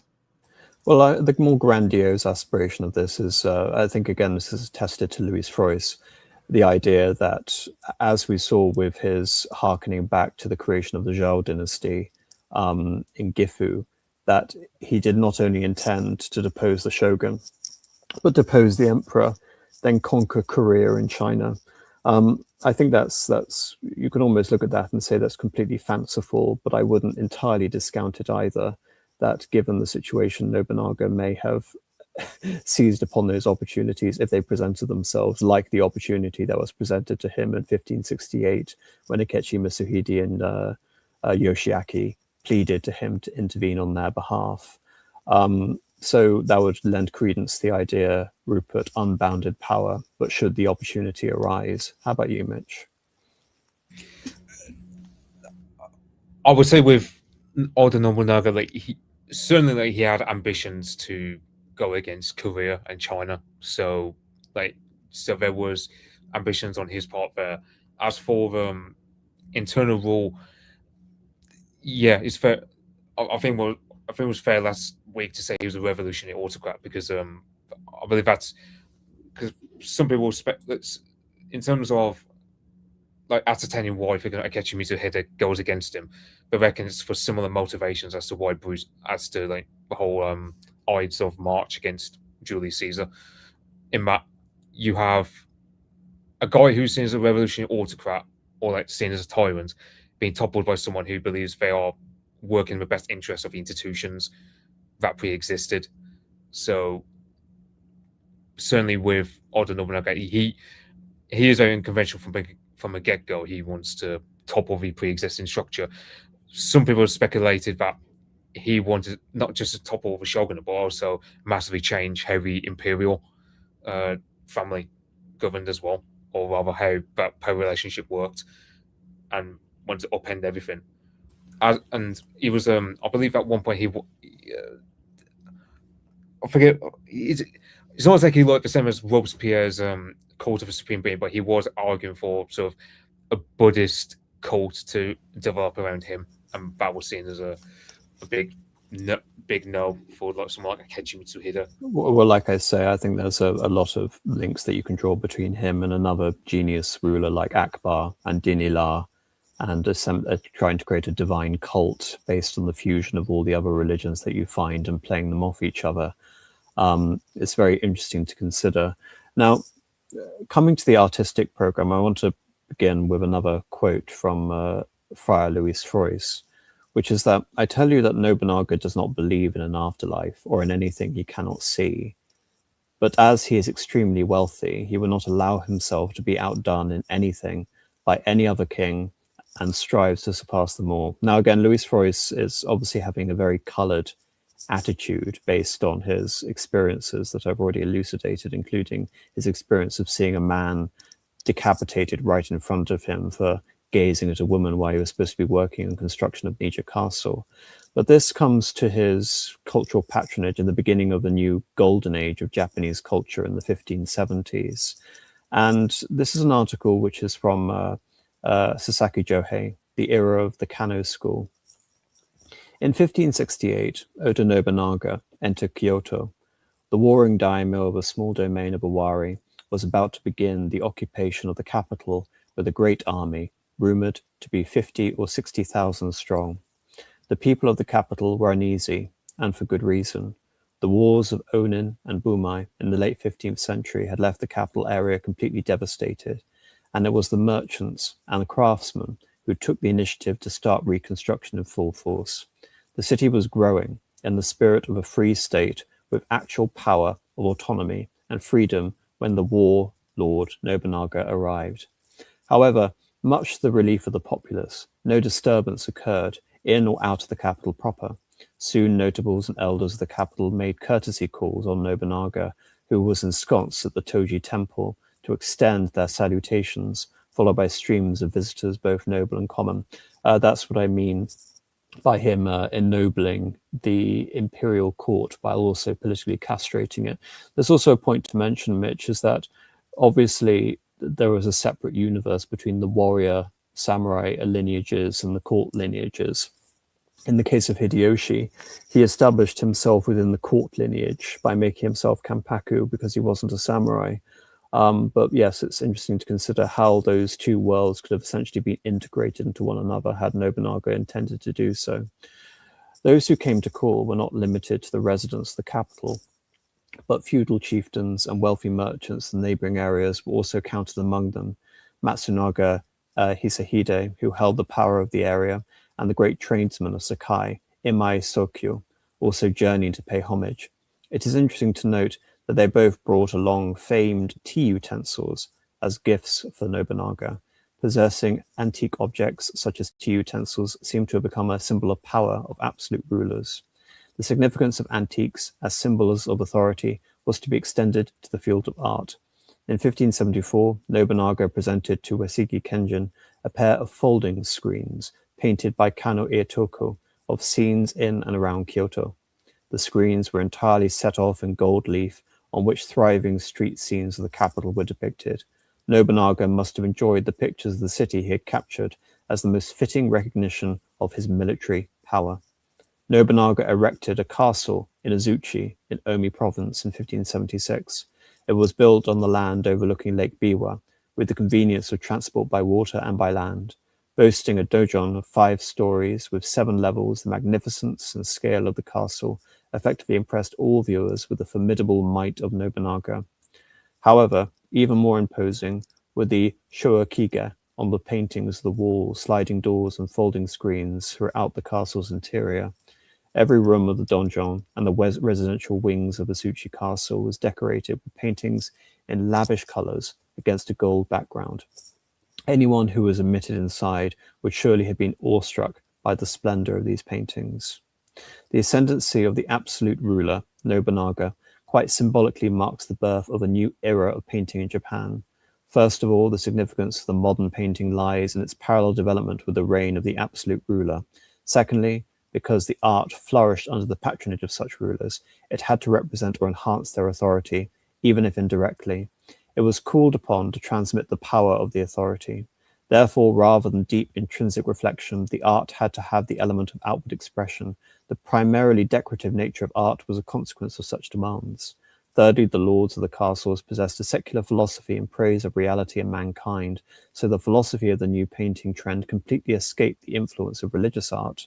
And again, this would be consistent with creating a secular form of government which isn't beholden to any sort of overarching, or you can say anti-Caesaro-papist political superstructure. The new styles received and gave the feelings of grandeur, pleasure, and surprise, emotions that men perceived and experienced in real life. Kanō Eitoku received the commission for all the paintings for the interior of Azuchi Castle, from the donjon to various palaces within. Eitoku must have faced this monumental work with a great determination. He handed over all the affairs of his atelier to his younger brother, Soshu, before leaving the castle to his students. Eitoku possessed the innate ability to accept the historical challenge and looked upon the commission as more than an assignment of Nobunaga. As for Nobunaga, he was not to be disappointed with his expectations. As a result of this undertaking, Eitoku became the most celebrated painter of his time overnight. The encounter with Nobunaga and Eitoku's great success became the firm foundations of the school of Kanō's, promising him much for its families, students, in the future. And again, I read that. And it's a tragedy. It's one of Akechi Misahide's great crimes against culture that he ended up destroying Azuchi Castle in the wake of his coup against Oda Nobunaga in 1582. But I look at this, and really the association I draw is that, okay, this is nouveau riche who have ingratiated themselves into a new political power structure, and they need to overcome their lack of legitimacy by creating a new golden age in the arts. And I think of the Medici, and I think of their patronage of Michelangelo and have I forgotten his name? The author, the creator of Venus. But anyway, all of the great sort of Florentine artists that would post themselves in opposition to the Venetian school of Titian, etc. This seems to, and again, it's the same period. No, it's not Da Vinci, it's someone else.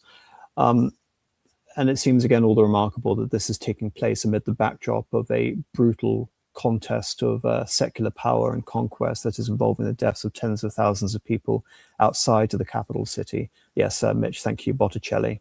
It just escaped me at that moment. What do you think of that comparison?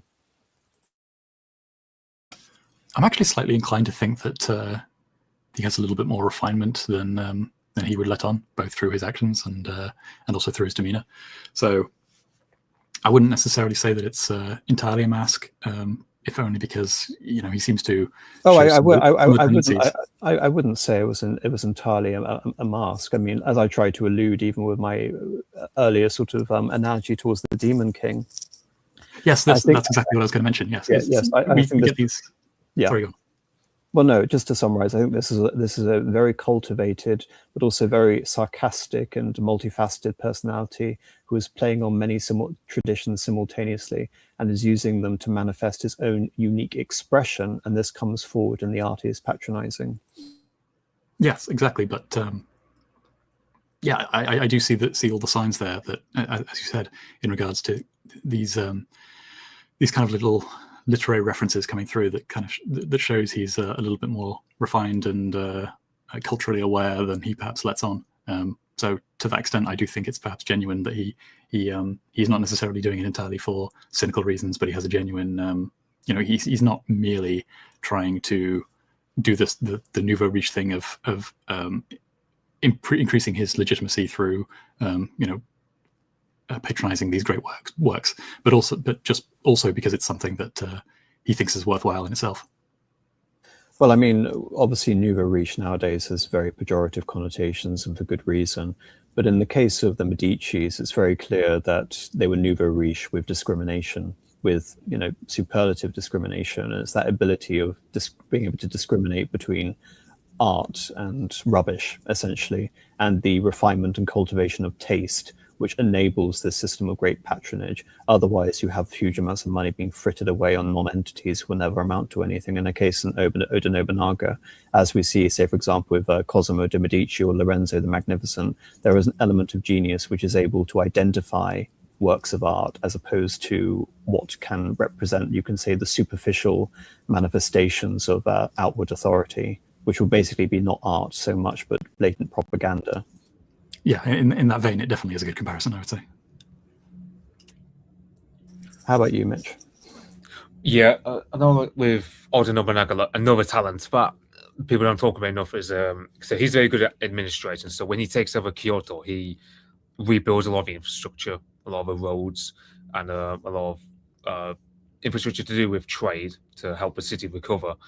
So that when you have the Ashikaga Yoshiaki plotting against him, Yoshiaki thinks because he's in charge of Kyoto, in nominal terms, he should be able to command the loyalty of people in Kyoto. Well, when it push comes to shove, actually the people there will side with Nobunaga because he's seen as a better guy for stabilizing and making the place prosperous once again.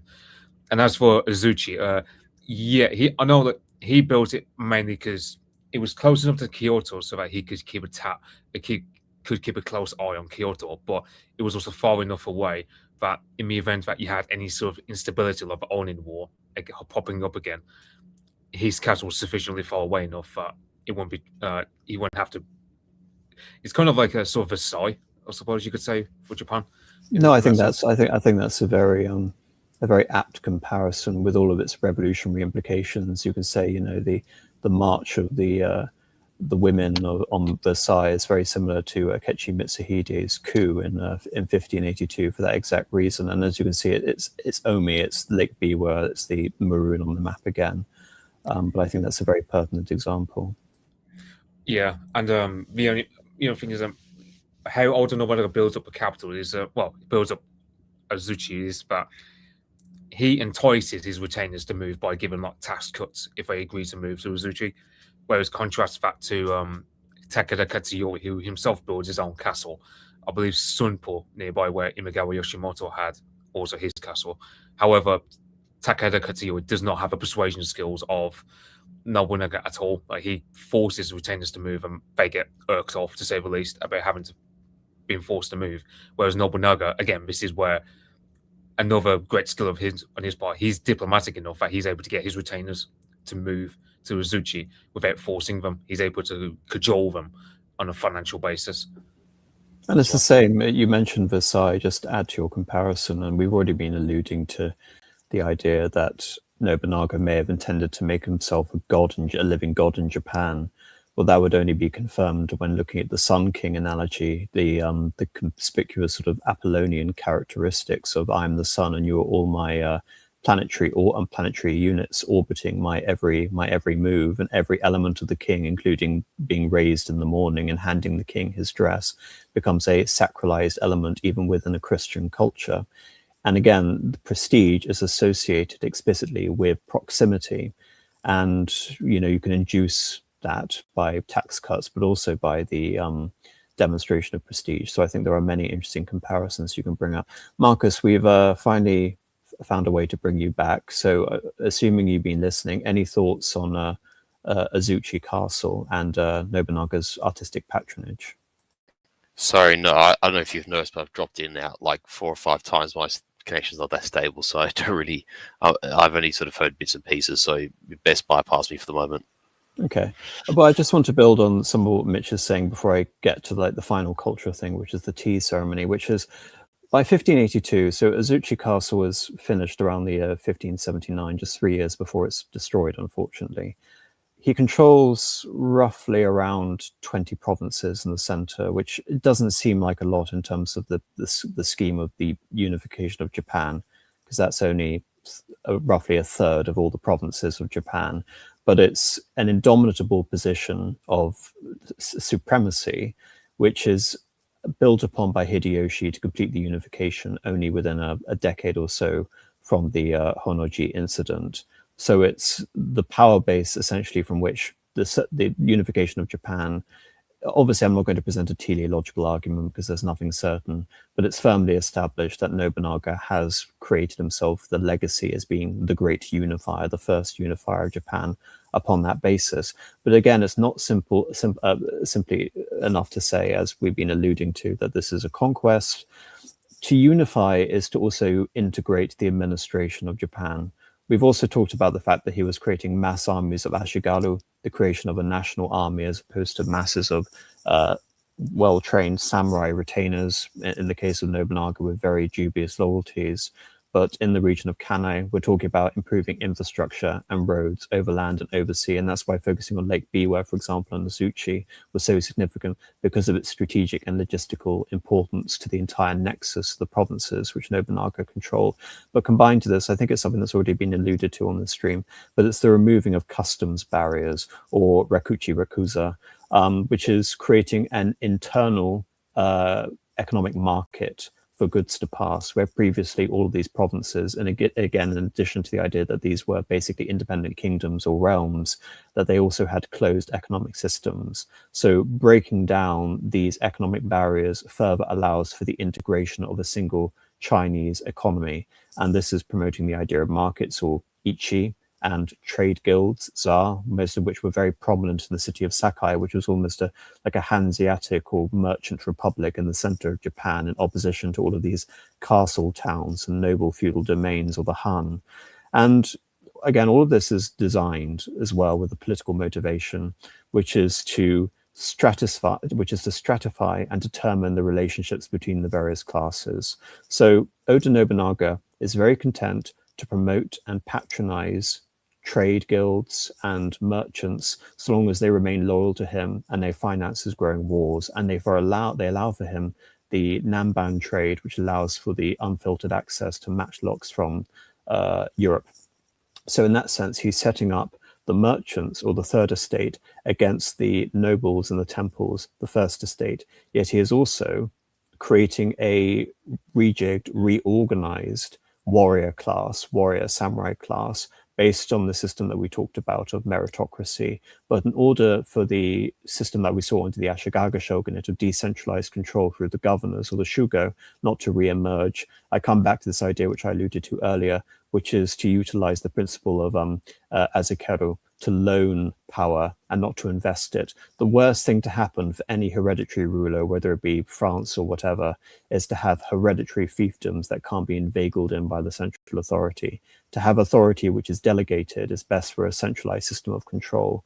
And indeed, if you look at Oda Nobunaga, the way he achieved this was by liberally moving his vassals around from various provinces whenever it suited the need. Almost, he moved vassals around his territories like he moved armies around his provinces. So Akechi Mitsuhide, for example, would be given control of Ekinzen, and then he would be given responsibility over the borderlands towards the Mori in his wars against the Mori later on. And therefore, it was very important to establish very secure sites for the dynasty, for the Oda dynasty at Azuchi, but also at Osaka, which we've already alluded to, and will become a pivotal power structure for Hideyoshi and later for the Tokugawa shogunate as well. So all of this system of patronage and delineation between the classes, and as we'll see later with the far more comprehensive reforms of Hideyoshi, the delineation between the samurai classes and the local peasant communes and the sword hunts, etc. The implications of all of this are beginning with the unifying projects of Nobunaga, which is again to say how he is such a visionary that he is imposing his will on all aspects of Japanese life, whether it be religious, economic, or in terms of the social order in which he finds himself. Also in 1575, he issues the edict that is finally able to break all of the Ikki. So, as you say, when he's elevating all of these sort of non-warrior aristocracy, or non-samurai figures, he's also able to maintain all of those other elements within his like single hierarchy as well, and maintain sort of overall position, as well as obviously militarily reducing all of the independent power bases that the Ikki had elsewhere, all of the Ikkou-ikki and Iga and everything. But yeah, everyone within his realm is effectively like subordinated to him very formally, and any autonomous entities, he has absolute power, which is actionable finally after many attempts under the Ashikaga. He's actually able to crush any elements that are trying to work against him. Yes, the Demon King is very effectively using all means at his disposal to eliminate other power rival castles, and in that case actually literally, to his authority, to establish something which is the closest thing you could imagine at that time for a Japanese system of autocracy, which again is why, given the incredibly decentralized nature of Japan at that time and how people are accustomed to the nature of power, or political vacuum, as it more accurately be called, Nobunaga would emerge on the scene as a demon king, and you can imagine all that association. Now, I want to end this with the tea ceremony, because we've been alluding to Nobunaga's intellectual and artistic cultivation, but I think this also plays a bit into his religious sensibilities. Now, the citation under the right image is an article which I didn't think worth to bring up in this conversation, because it's too much of a tangent for a conversation which is already going to run over 3 hours as it is. But it focuses on the tea ceremony, and this is a diagram that was brought up in that article. And I find it fascinating, because I think if we're going to look at the tea ceremony as a religious rite in and of itself, it very much reminds me of the mandala, of this vortex of concentric circles to arrive at nirvana, or again a sublime peace at the center of the universe through the tea ceremony itself, which was, as we saw with the Kanō school and the artistic refinement of the period, this was an innovation of this period. It wasn't simply something that Nobunaga copied, it's something that Nobunaga patronized, which was through the innovations of Senno Rikyu, who you can see on the left side of this image. And this is an article by Morgan Pitelka, which is specifically focused on how Oda Nobunaga would not only use the tea ceremony, but how he would use prized tea utensils in order to cultivate that sense of loyalty. And again, going back to your example, Mitch, with the Versailles example of how do you create basically a system of power relations where everything is focused back on the Sun King, back on the center. The warlord Oda Nobunaga, first of the so-called three unifiers of late 16th century, was also the first to institutionalize the collecting of tea objects as a political practice. Nobunaga initially encountered the art of tea through his father, Oda Nobuhide, who collected Chinese famous objects Nobuhide owned and Nobunaga may have inherited: a water pitcher that was more probably a Chinese ceramic, a yellow tenmoku bowl made in Fujian, China, and a hanging scroll painting of a mountain village after a storm by the 13th century Chinese artist Mu Kui.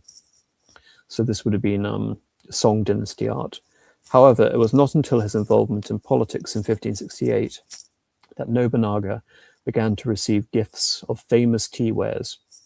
Matsunaga Mishihide gifted the Chinese tea caddy Tsukoma Nasu, previously in the collection of Asakura, of course that being the famous daimyo who was deposed by Nobunaga, and before that, part of the Ashikaga collection to Nobunaga.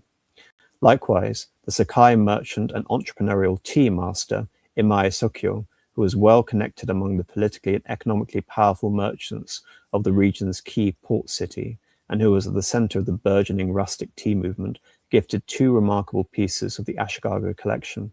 The first was a Chinese-made ceramic tea jar called Matsushima. The second was an unnamed eggplant, Nasu tea caddy, a common descriptor for the Chinese ceramic containers with large bulbous bottoms and slightly smaller tops.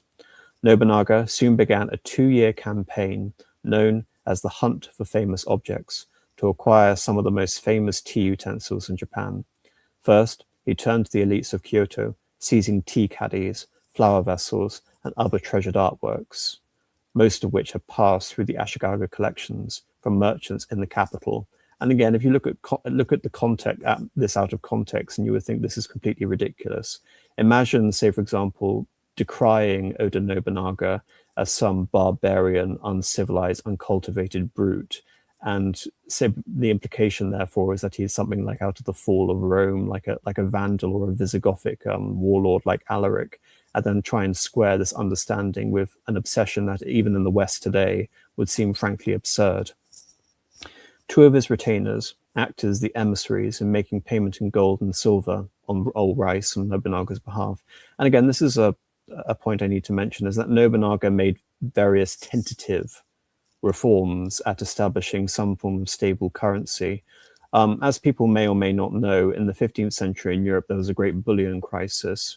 Indeed, in China, most currency was passed in silver, and then there was also a great bullion crisis, and then China introduces fiat paper currency for the first time, and that goes as well as you can probably imagine in terms of inflation.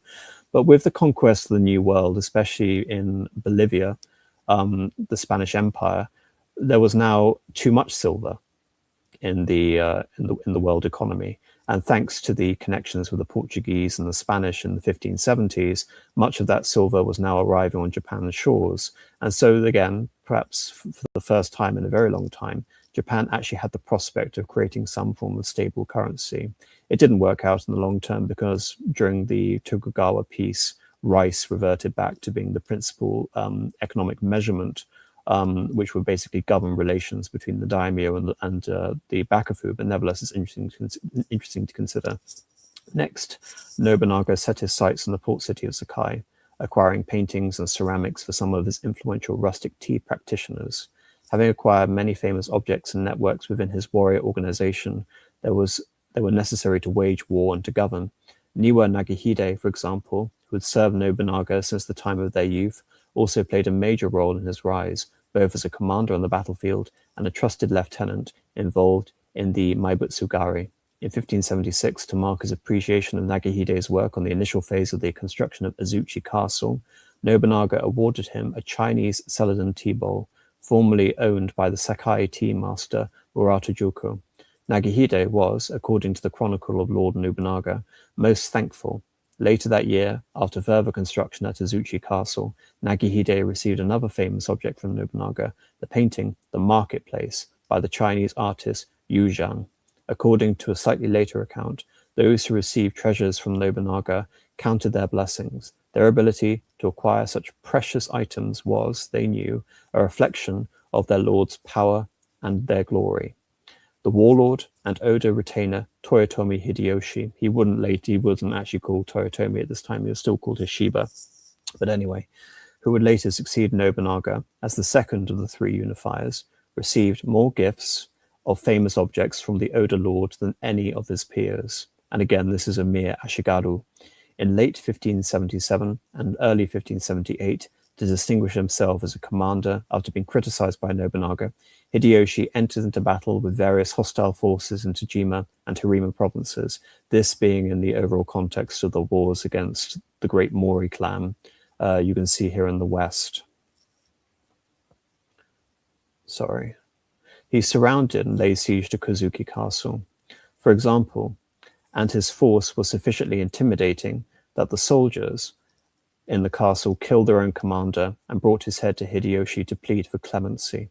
Hideyoshi responded by sending the head to Nobunaga for inspection and then crucifying all of the remaining soldiers, a statement of intent aimed at his superior but articulated through violence on the bodies of his enemies. He turned next to the neighboring castle of Fukukano, which he toppled, taking 250 heads in the process. Again, you could almost look at this as a, imagine Tamerlane, receiving tea utensils from his nominal sovereign, who would have been, I don't know, the Chagatai Khan at that time, and then rewarding the gifting of tea utensils by creating those mountains of heads that you see outside of the cities of Iran back in some form of grand reciprocation. It seems rather absurd when you look at it like that, or maybe that's just me.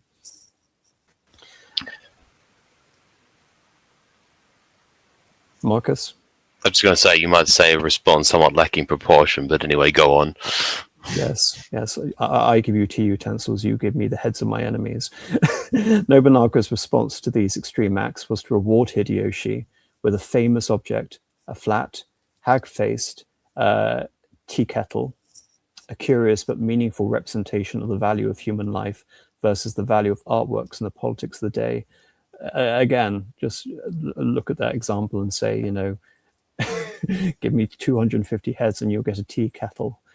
Hideyoshi's greatest reward came in 1581, after he successfully pacified much of western Honshu.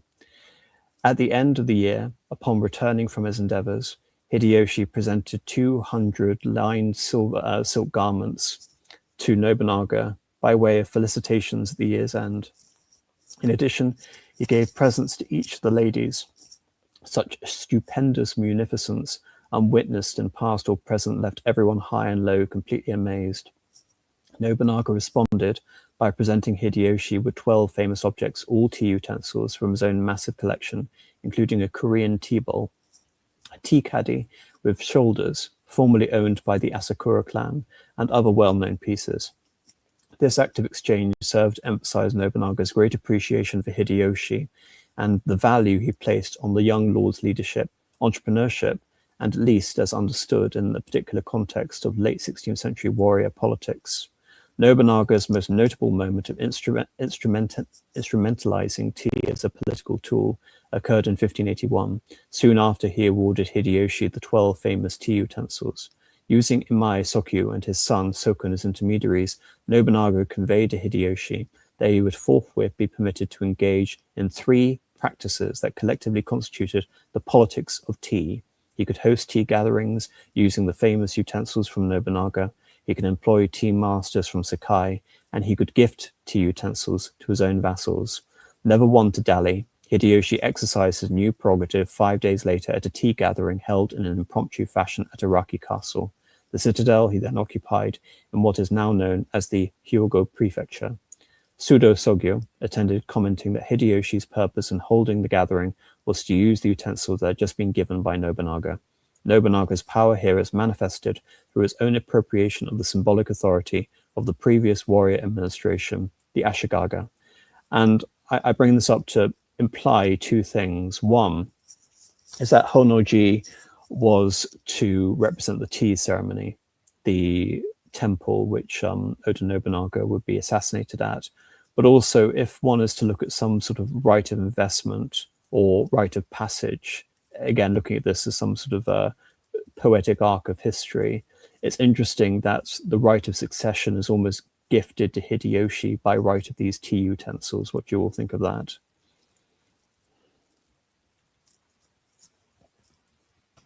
It's a slightly bizarre way of, well, you know, without the cultural context, it's a slightly bizarre way of sort of conveying the right of succession. But yeah, it's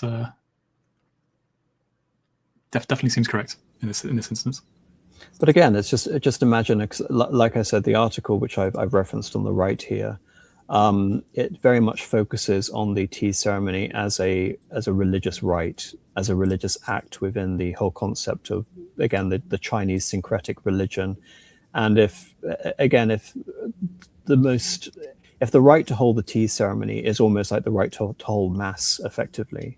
And so in a bizarre way, this is actually, you can say, an aspect of Nobunaga achieving some form of godhood, or Buddhahood, again, would be another expression of it, perhaps more likely, not quite achieving godhood in the status that we would understand it, but to me, among the various syncretic gods of the Shinto animist and sort of Buddhist syncretic belief system.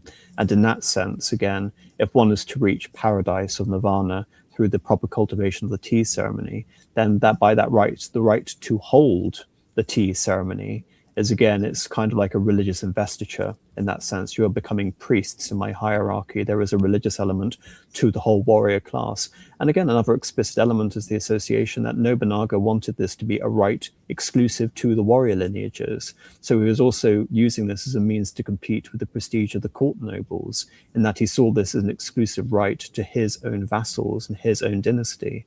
So there are so many things going on here. If we're just going to look at this as a microcosm of all of the symbolism associated with Nobunaga's conception of rulership. Yeah, I don't know too much. I know there is 3 tea caddies that Nobunaga was adamant on picking up. They were called the Narashiba Katatsuki, which is best explained as, it was said that spirits lived within these tea caddies, so that if you possessed all 3 tea caddies, called so, then it was then apparently he said it was superstition that you'd be able to unify Japan. As told it. Now Nobunaga only got 2 of them. He never managed to get the 3rd. That almost sounds like a fetch quest in an RPG, doesn't it? If you get these 3 powerful items, you get to rule Skyrim or whatever. Anyway, so this is where we get on, because that's all set up intentionally for the case of Honno-ji and the tea ceremony being held there. Before then, we have the last sort of wars, which have already been alluded to, the wars of Hideyoshi against Mori.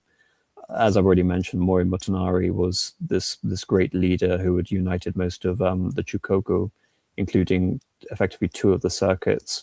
But as we also see with the war against Ishigo province, the writing was on the wall. And by 1787, Hideyoshi, despite again having to deal with an internal power struggle, had been able to conquer most of Kyushu, and much of China was subdued within 5 years after the death of Oda Nobunaga. But Honno-ji is one of these elements which is, again, it's debated ad nauseum, because Akechi Mitsuhide was probably after Toyotomi Hideyoshi, who Hashiba Hideyoshi at this time, was one of the most prominent vassals of Oda Nobunaga, and he had received the loan of many, many provinces over which to govern, and entrusted with very large armies. And rather dramatically and secretly, this wasn't divulged to his own soldiers, it was only divulged to his innermost circle of retainers. he launches a lightning strike at the tea ceremony in Honno-ji, where Oda Nobunaga is staying, believing that relatively Oda Nobunaga is unprepared and relatively unprotected. And he's also there with his son and heir. So this would effectively cut off the head of the Oda clan. And I guess I'd like to put it to any of you out there. Can any of you, I've already alluded to some of the elements which would have informed someone like Akechi Mitsuhide's desire to remove Oda Nobunaga in such a treasonous way. But how do you view this event? I know with Akechi Mitsuhide, like, he used to get belittled a lot because Nobunaga would often belittle the guy in public, make fun of his hairline, and among other things that routinely humiliated the guy. And it's worth noting that Akechi Mitsuhide, he's a bit of a weird one because, for example, they say he didn't like the idea of Nobunaga possibly trying to get rid of Ashikaga shogunate altogether, given that Akechi Mitsuhide was a guy who introduced Ashikaga Yoshiaki to Oda Nobunaga to begin with, because at that point Yoshiaki went to all manner of daimyo like Takeda Shingen, Uesugi Kenshin, etc., and got rebuffed before going to Oda Nobunaga. And then there's the question of per se that he was a culture, he was very much of a sort of a sensitive young man meme in terms of how he's portrayed in this one book I was reading by Danny Chaplin about how he was very cultured and very attuned to against the idea of Oda Nobunaga trying to create this sort of Shinto Buddhist cult that has him divinely worshipped, as well as Oda Nobunaga looking likely to centralize power more around him. But yeah, I put stock in the idea that it's more like personal factors. But then again, that also begs the question: how come he didn't do this earlier? He did it multiple years after aforementioned events. Well, I've seen many examples trying to psychoanalyze Akechi Mitsuhide, including some sort of belated PTSD. But I think I'm going to put a more sort of cynical sort of aspect behind this, which is that Akechi Mitsuhide believed that because like I said, the whole point of the whole vassalship status under Oda Nobunaga is that you didn't have security in the way that the other daimyos who achieved power on their own effectively had until Oda Nobunaga started eliminating all of them, which is power by right of me. And Akechi Mitsuhide may have rightly believed that under any pretext, given how inscrutable Oda Nobunaga was, he could have been removed. And effectively the aspiration of many of the vassals was to achieve something that Tokugawa Ieyasu had, which was an independent aligned ally who wasn't a direct vassal, but only an associated power with Nobunaga. And given the status of Akechi Mitsuhide, he could never achieve that except by deposing Nobunaga. So it's very possible, again, that he chose to act at that certain time, believing it was the best opportunity he had to secure his position by securing total power. Invariably, that's the way throughout history, that the only way you can feel secure in a sense from the overweening authority of an autocrat is by becoming and assuming that autocratic position yourself and eliminating all opposition to you in the process. But Marcus, what do you think?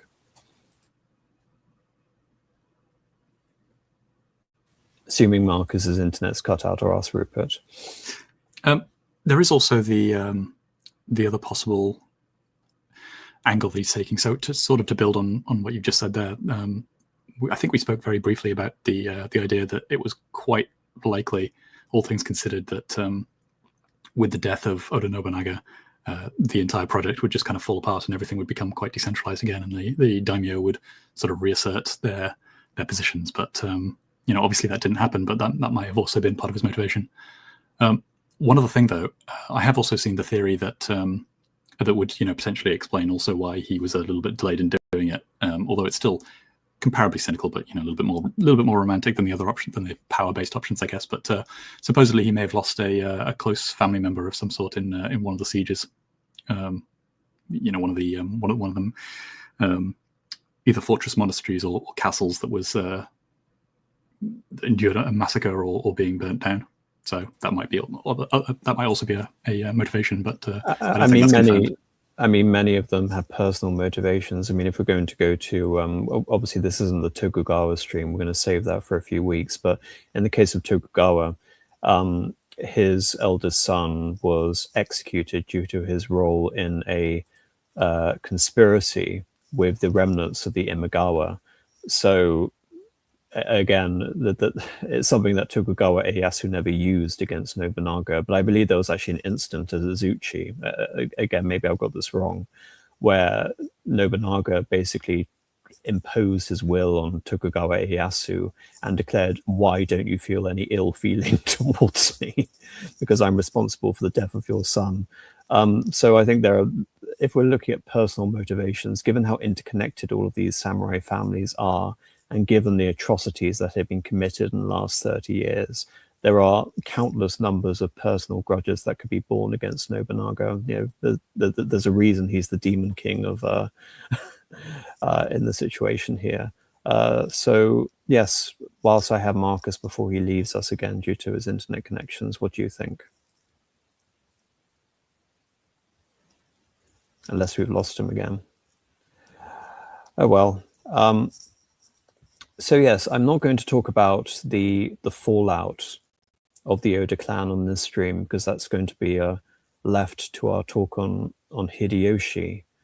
But that's really all I have to say about Nobunaga. And as you can probably tell, he is infinitely fascinating in terms of all of the various illusions and sort of psychoanalyzing sort of tendencies you can draw. Yes, Marcus, you're back. I'm back. Sorry, just an apology. My connection's got really bad this last sort of half hour or so, so my apologies. But yes, I do agree that Nobunaga is one of the, in some ways, you know, you want to have that admiration for the real prominent warrior daimyos that we mentioned earlier in the stream. But Nobunaga is so sort of relentlessly crafty and adaptable, and one of those sort of people in history who, time and time again, almost a bit like a Caesar in this sense, from an aspect of generalship, or Alexander, where he claws victory from the jaws of defeat over and over again. And it's sort of funny. I know you mentioned that you probably discussed the fate of Nobunaga in the Tokugawa stream potentially, if I heard that correctly. But it's kind of almost an anticlimax that.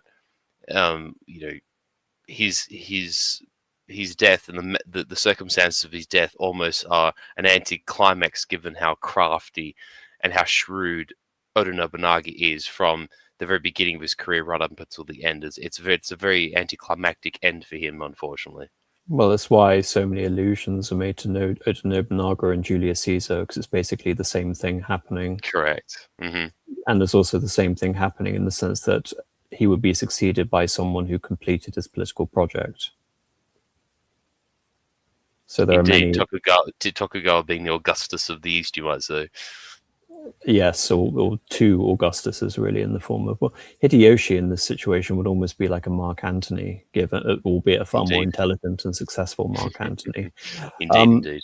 So yes, those were Marcus's thoughts, but Rupert and Mitch, any sort of concluding thoughts on Nobunaga? I'm quite fond of the comparison to Louis XIV that was made earlier, or at least through Versailles. There is an interesting angle in which he's, on the one hand, very successful at reorganization and administration and political maneuvering in his own right, but then also that element of having an eye for certain cultural things and having a sophisticated taste, whilst also being a fairly ruthless warlord, but also, perfectly happy to have his subordinates be, former enemies or whatever, as long as they continue to, abide by him. So there's an interesting sort of dichotomy there. It almost seems like a Louis XIV crossed with a Philip of Macedon, I was thinking, with the sort of scale and effectiveness of his military reforms. Well, it's very interesting. So I think an overarching sort of theme of this discussion is, or rather sort of a subtext, is to what extent was Nobunaga a nihilist?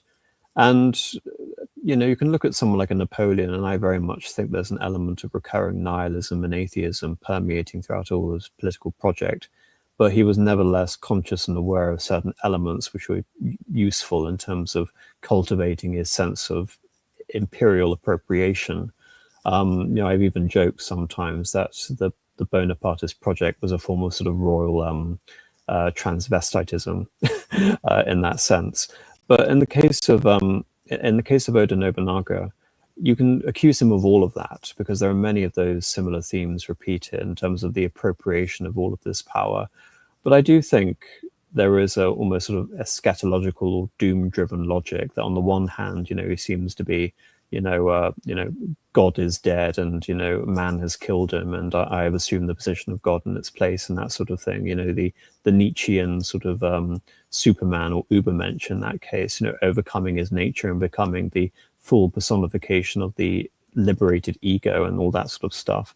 But I would also look to him and say that all of these illusions, all of these cultural sort of influences, legends regarding the demons, the trolls and the wrathful spirits, I think all of these have affected him in a great way. And I think you can't live all the experiences that Oda Nobunaga had, endure all of the betrayals you have, and not have I would say a unique sort of personal spiritual cultivation. But I think the thing to emphasize, even if he wasn't a nihilist, it was unique. It was a vision for him, and it was a vision that he was not going to be beholden to anyone else's conception of another world or a divine plane, which is all the more fascinating and makes him this unique character, that he will suffer no sort of system on earth that can possibly trample upon his power. Mitch. Yeah, so I hope like over the course of the stream, people understand, like, with Nobunaga, I'd say above all, he was a great strategist. Like, it took a really unexpected act of treason by a subordinate to kill them off, because in terms of dealing with external enemies such as Imagawa Yoshimoto, the Azai Asakura clans, the Ikkou-ikki, the Ashikaga Shogunate, and so on, and the Takeda clan, all this, he always got the better of them, and that's because he always played to win. Like, he didn't go out in love just wishing for an honorable, glorious death. He always played to win, even if he had to resort to 1,001 chance, like at Okehazama. And the thing about Nobunaga is that, I'd say, very much underrated, because I mean, people often think of, for example, someone like Napoleon as a great man of history, but compared to other great men, someone like Nobunaga, I say, he never falls for the sunk cost fallacy. He knows when to quit while he's ahead. Whereas you take someone like, famously, Napoleon, who just famously with his invasion of Russia, you don't have that with Nobunaga, even in similar situations like when he was cut off in Asakura territory. Well, again, it's interesting because my admonition against Napoleon that I've made many times is that I believe Napoleon was bad for France very simply because he left France in a worse situation than he found it. But in the case of Nobunaga, it's irrefutable that he left Japan in a better situation than he found it, and he gave a brilliant template from which over the next 20 years, one of the most successful political systems could be confirmed, even after what you could basically expect, as Rupert has mentioned, the possibility of the disintegration of that political project. He was surrounded himself with incredibly capable great men, not just to be succeeded by another great successor, but another great successor after that. All of these men were, in a sense, as geniuses, which was all the more remarkable. But I think it's impossible to understand Japanese history, and it's also impossible to imagine the rise of the other unifiers without Oda Nobunaga himself. And I go back to my very sort of overreaching assumption regarding the implications in Buddhism of the Demon King, which is that he was imploring Japan down a path which no longer invited upon itself a system of karmic retribution that brought it to a state of nirvana. And like I said, I don't think you can look at a man who put so much emphasis and religiosity on something like the tea ceremony and say that this was a man who was purely a nihilist and not trying to create a mandala system around his political administration. Do you think it's fair to say, Mitch? Yeah, because I think, like, Nobunaga, like, he was a great man. He was a great man of history, but as, but compared to other great men, someone like Nobunaga, I say, he never falls for the sunk cost fallacy. He knows when to quit while he's ahead. Whereas you take someone like Napoleon, who just famously with his invasion of Russia, you don't have that with Nobunaga, even in similar situations like when he was cut off in Asakura territory. You know, I think I said earlier, like if you were to determine like Oda Nobunaga in terms of like, let's say, Crusader Kings like traits or like stats, like you'd say like Nobunaga pretty much high skilled upon all of them, ranging from diplomacy to intrigue to martial skill to administration skills and so on. Like he really did, like he really was a very capable guy for his time, and as Furious said, like very anticlimactic way he went. And I'm a thing about Oda Nobunaga was, I mean, you know, yeah, it's like, yeah, I would say certainly he was a, yeah, and that's why that's why I don't know about top 5 great men of all time, but certainly he's in my top 10 in terms of those I'd rate very highly up on top 10 great men of history, because as I said, he left Japan in a better position when he found it, and he never had that sunk cost fallacy like someone like Napoleon or Charles XII or other sort of military-minded men. Yes, what I and Marcus talked about on our Charles XII stream is that Charles XII had no grand strategy, where it's very obvious that this isn't the case here. But thank you, everyone. I'll get onto the super chats. Oh, may I make sort of one more point about him being a Demon King? Because there's another way in which he is, which I think is quite curious from a historiographical perspective, at least. As I understand it, the Japanese left tend to kind of view their roots from a historical perspective as being in the form of the Ikki. So not so much in terms of the religious element of that, of course, that has caused it to be sort of more well known, but just the general idea of these small peasant communes where there is a sort of enforced and quite dogmatic egalitarianism, and so they tend to, understandably perhaps, look on Oda Nobunaga very, very negatively indeed. So the moniker the Demon King would probably be quite appropriate there, because he does herald the end of their dream for hundreds of years, basically. Yes, we have a stratified hierarchical peace and prosperity with no conception of universal equality. So no wonder Nobunaga would be the Demon King to the left. Easterly Westerner for $5. I'm mighty glad of these new streams on Japan. Japan and Russia are both mainstays in my readings, as I mainly know Meiji and on, and this is truly great. Well, thank you, Easterly Westerner. Yes, I think I've been hiding my power levels regarding Japan for a very long time, because I haven't really done any Japan streams apart from 1 or 2 here and there over the last 4 years. So I'm finally sort of letting it all spew out. So thank you very much. But plenty of Russia streams, as you know. Rong Tao Wu for $577. Thank you. Very specific amount of money. I guess it won't make much today, but I'm glad to have Mitch, Marcus, and Rupert on, and I hope they're all doing well alongside AM. Merry Christmas. Well, Merry Christmas to you, Rong Tao Wu. And again, thank you to all my wonderful guests for coming on. And thank you. Merry Christmas. Funny black hole. Funny black hole. I don't know what currency that is, but thank you. Hello, AM. Thank you so much for all your high quality content. I know you dislike counterfactuals, but what do you suppose the course of history would have been had Nobunaga survived, escaped Honno-ji? I don't dislike counterfactuals. It's more that I don't think you should rely on counterfactuals.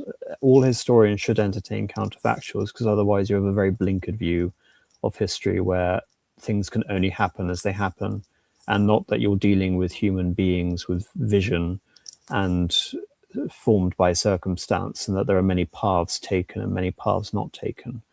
But in the case of Nobunaga and Honno-ji, I think we've alluded to it many times, that a political structure would have emerged that was different to the one that Toyotomi Hideyoshi created. Had he lived longer, I think the main thing is that it wouldn't have been a dysfunctional succession by a very capable military vassal that ultimately came to pass in the form of Hideyoshi, but it would have perhaps been a dynastic succession with the Oda clan ruling in succession, whether that would be through the institutionalization of the chancellorship or the regency or the shogunate, we don't know.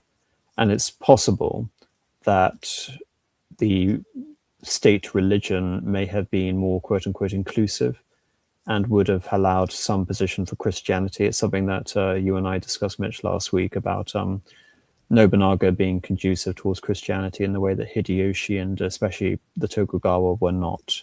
But that's as far as I'm willing to take it, I'm afraid.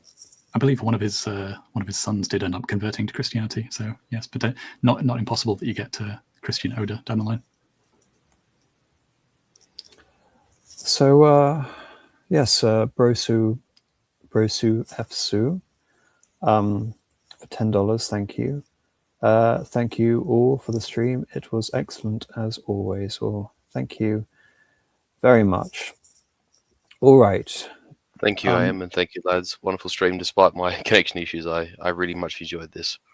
Oh no, we have plenty of time to talk to you, so I don't think anything sort of substantial was lost. I think we were very lucky to have the moments with you that we ended up having. So, Marcus, first, anything you would like to? I mean, obviously, you are a celebrity now, so maybe you want to allude to some of the programs you have been on recently.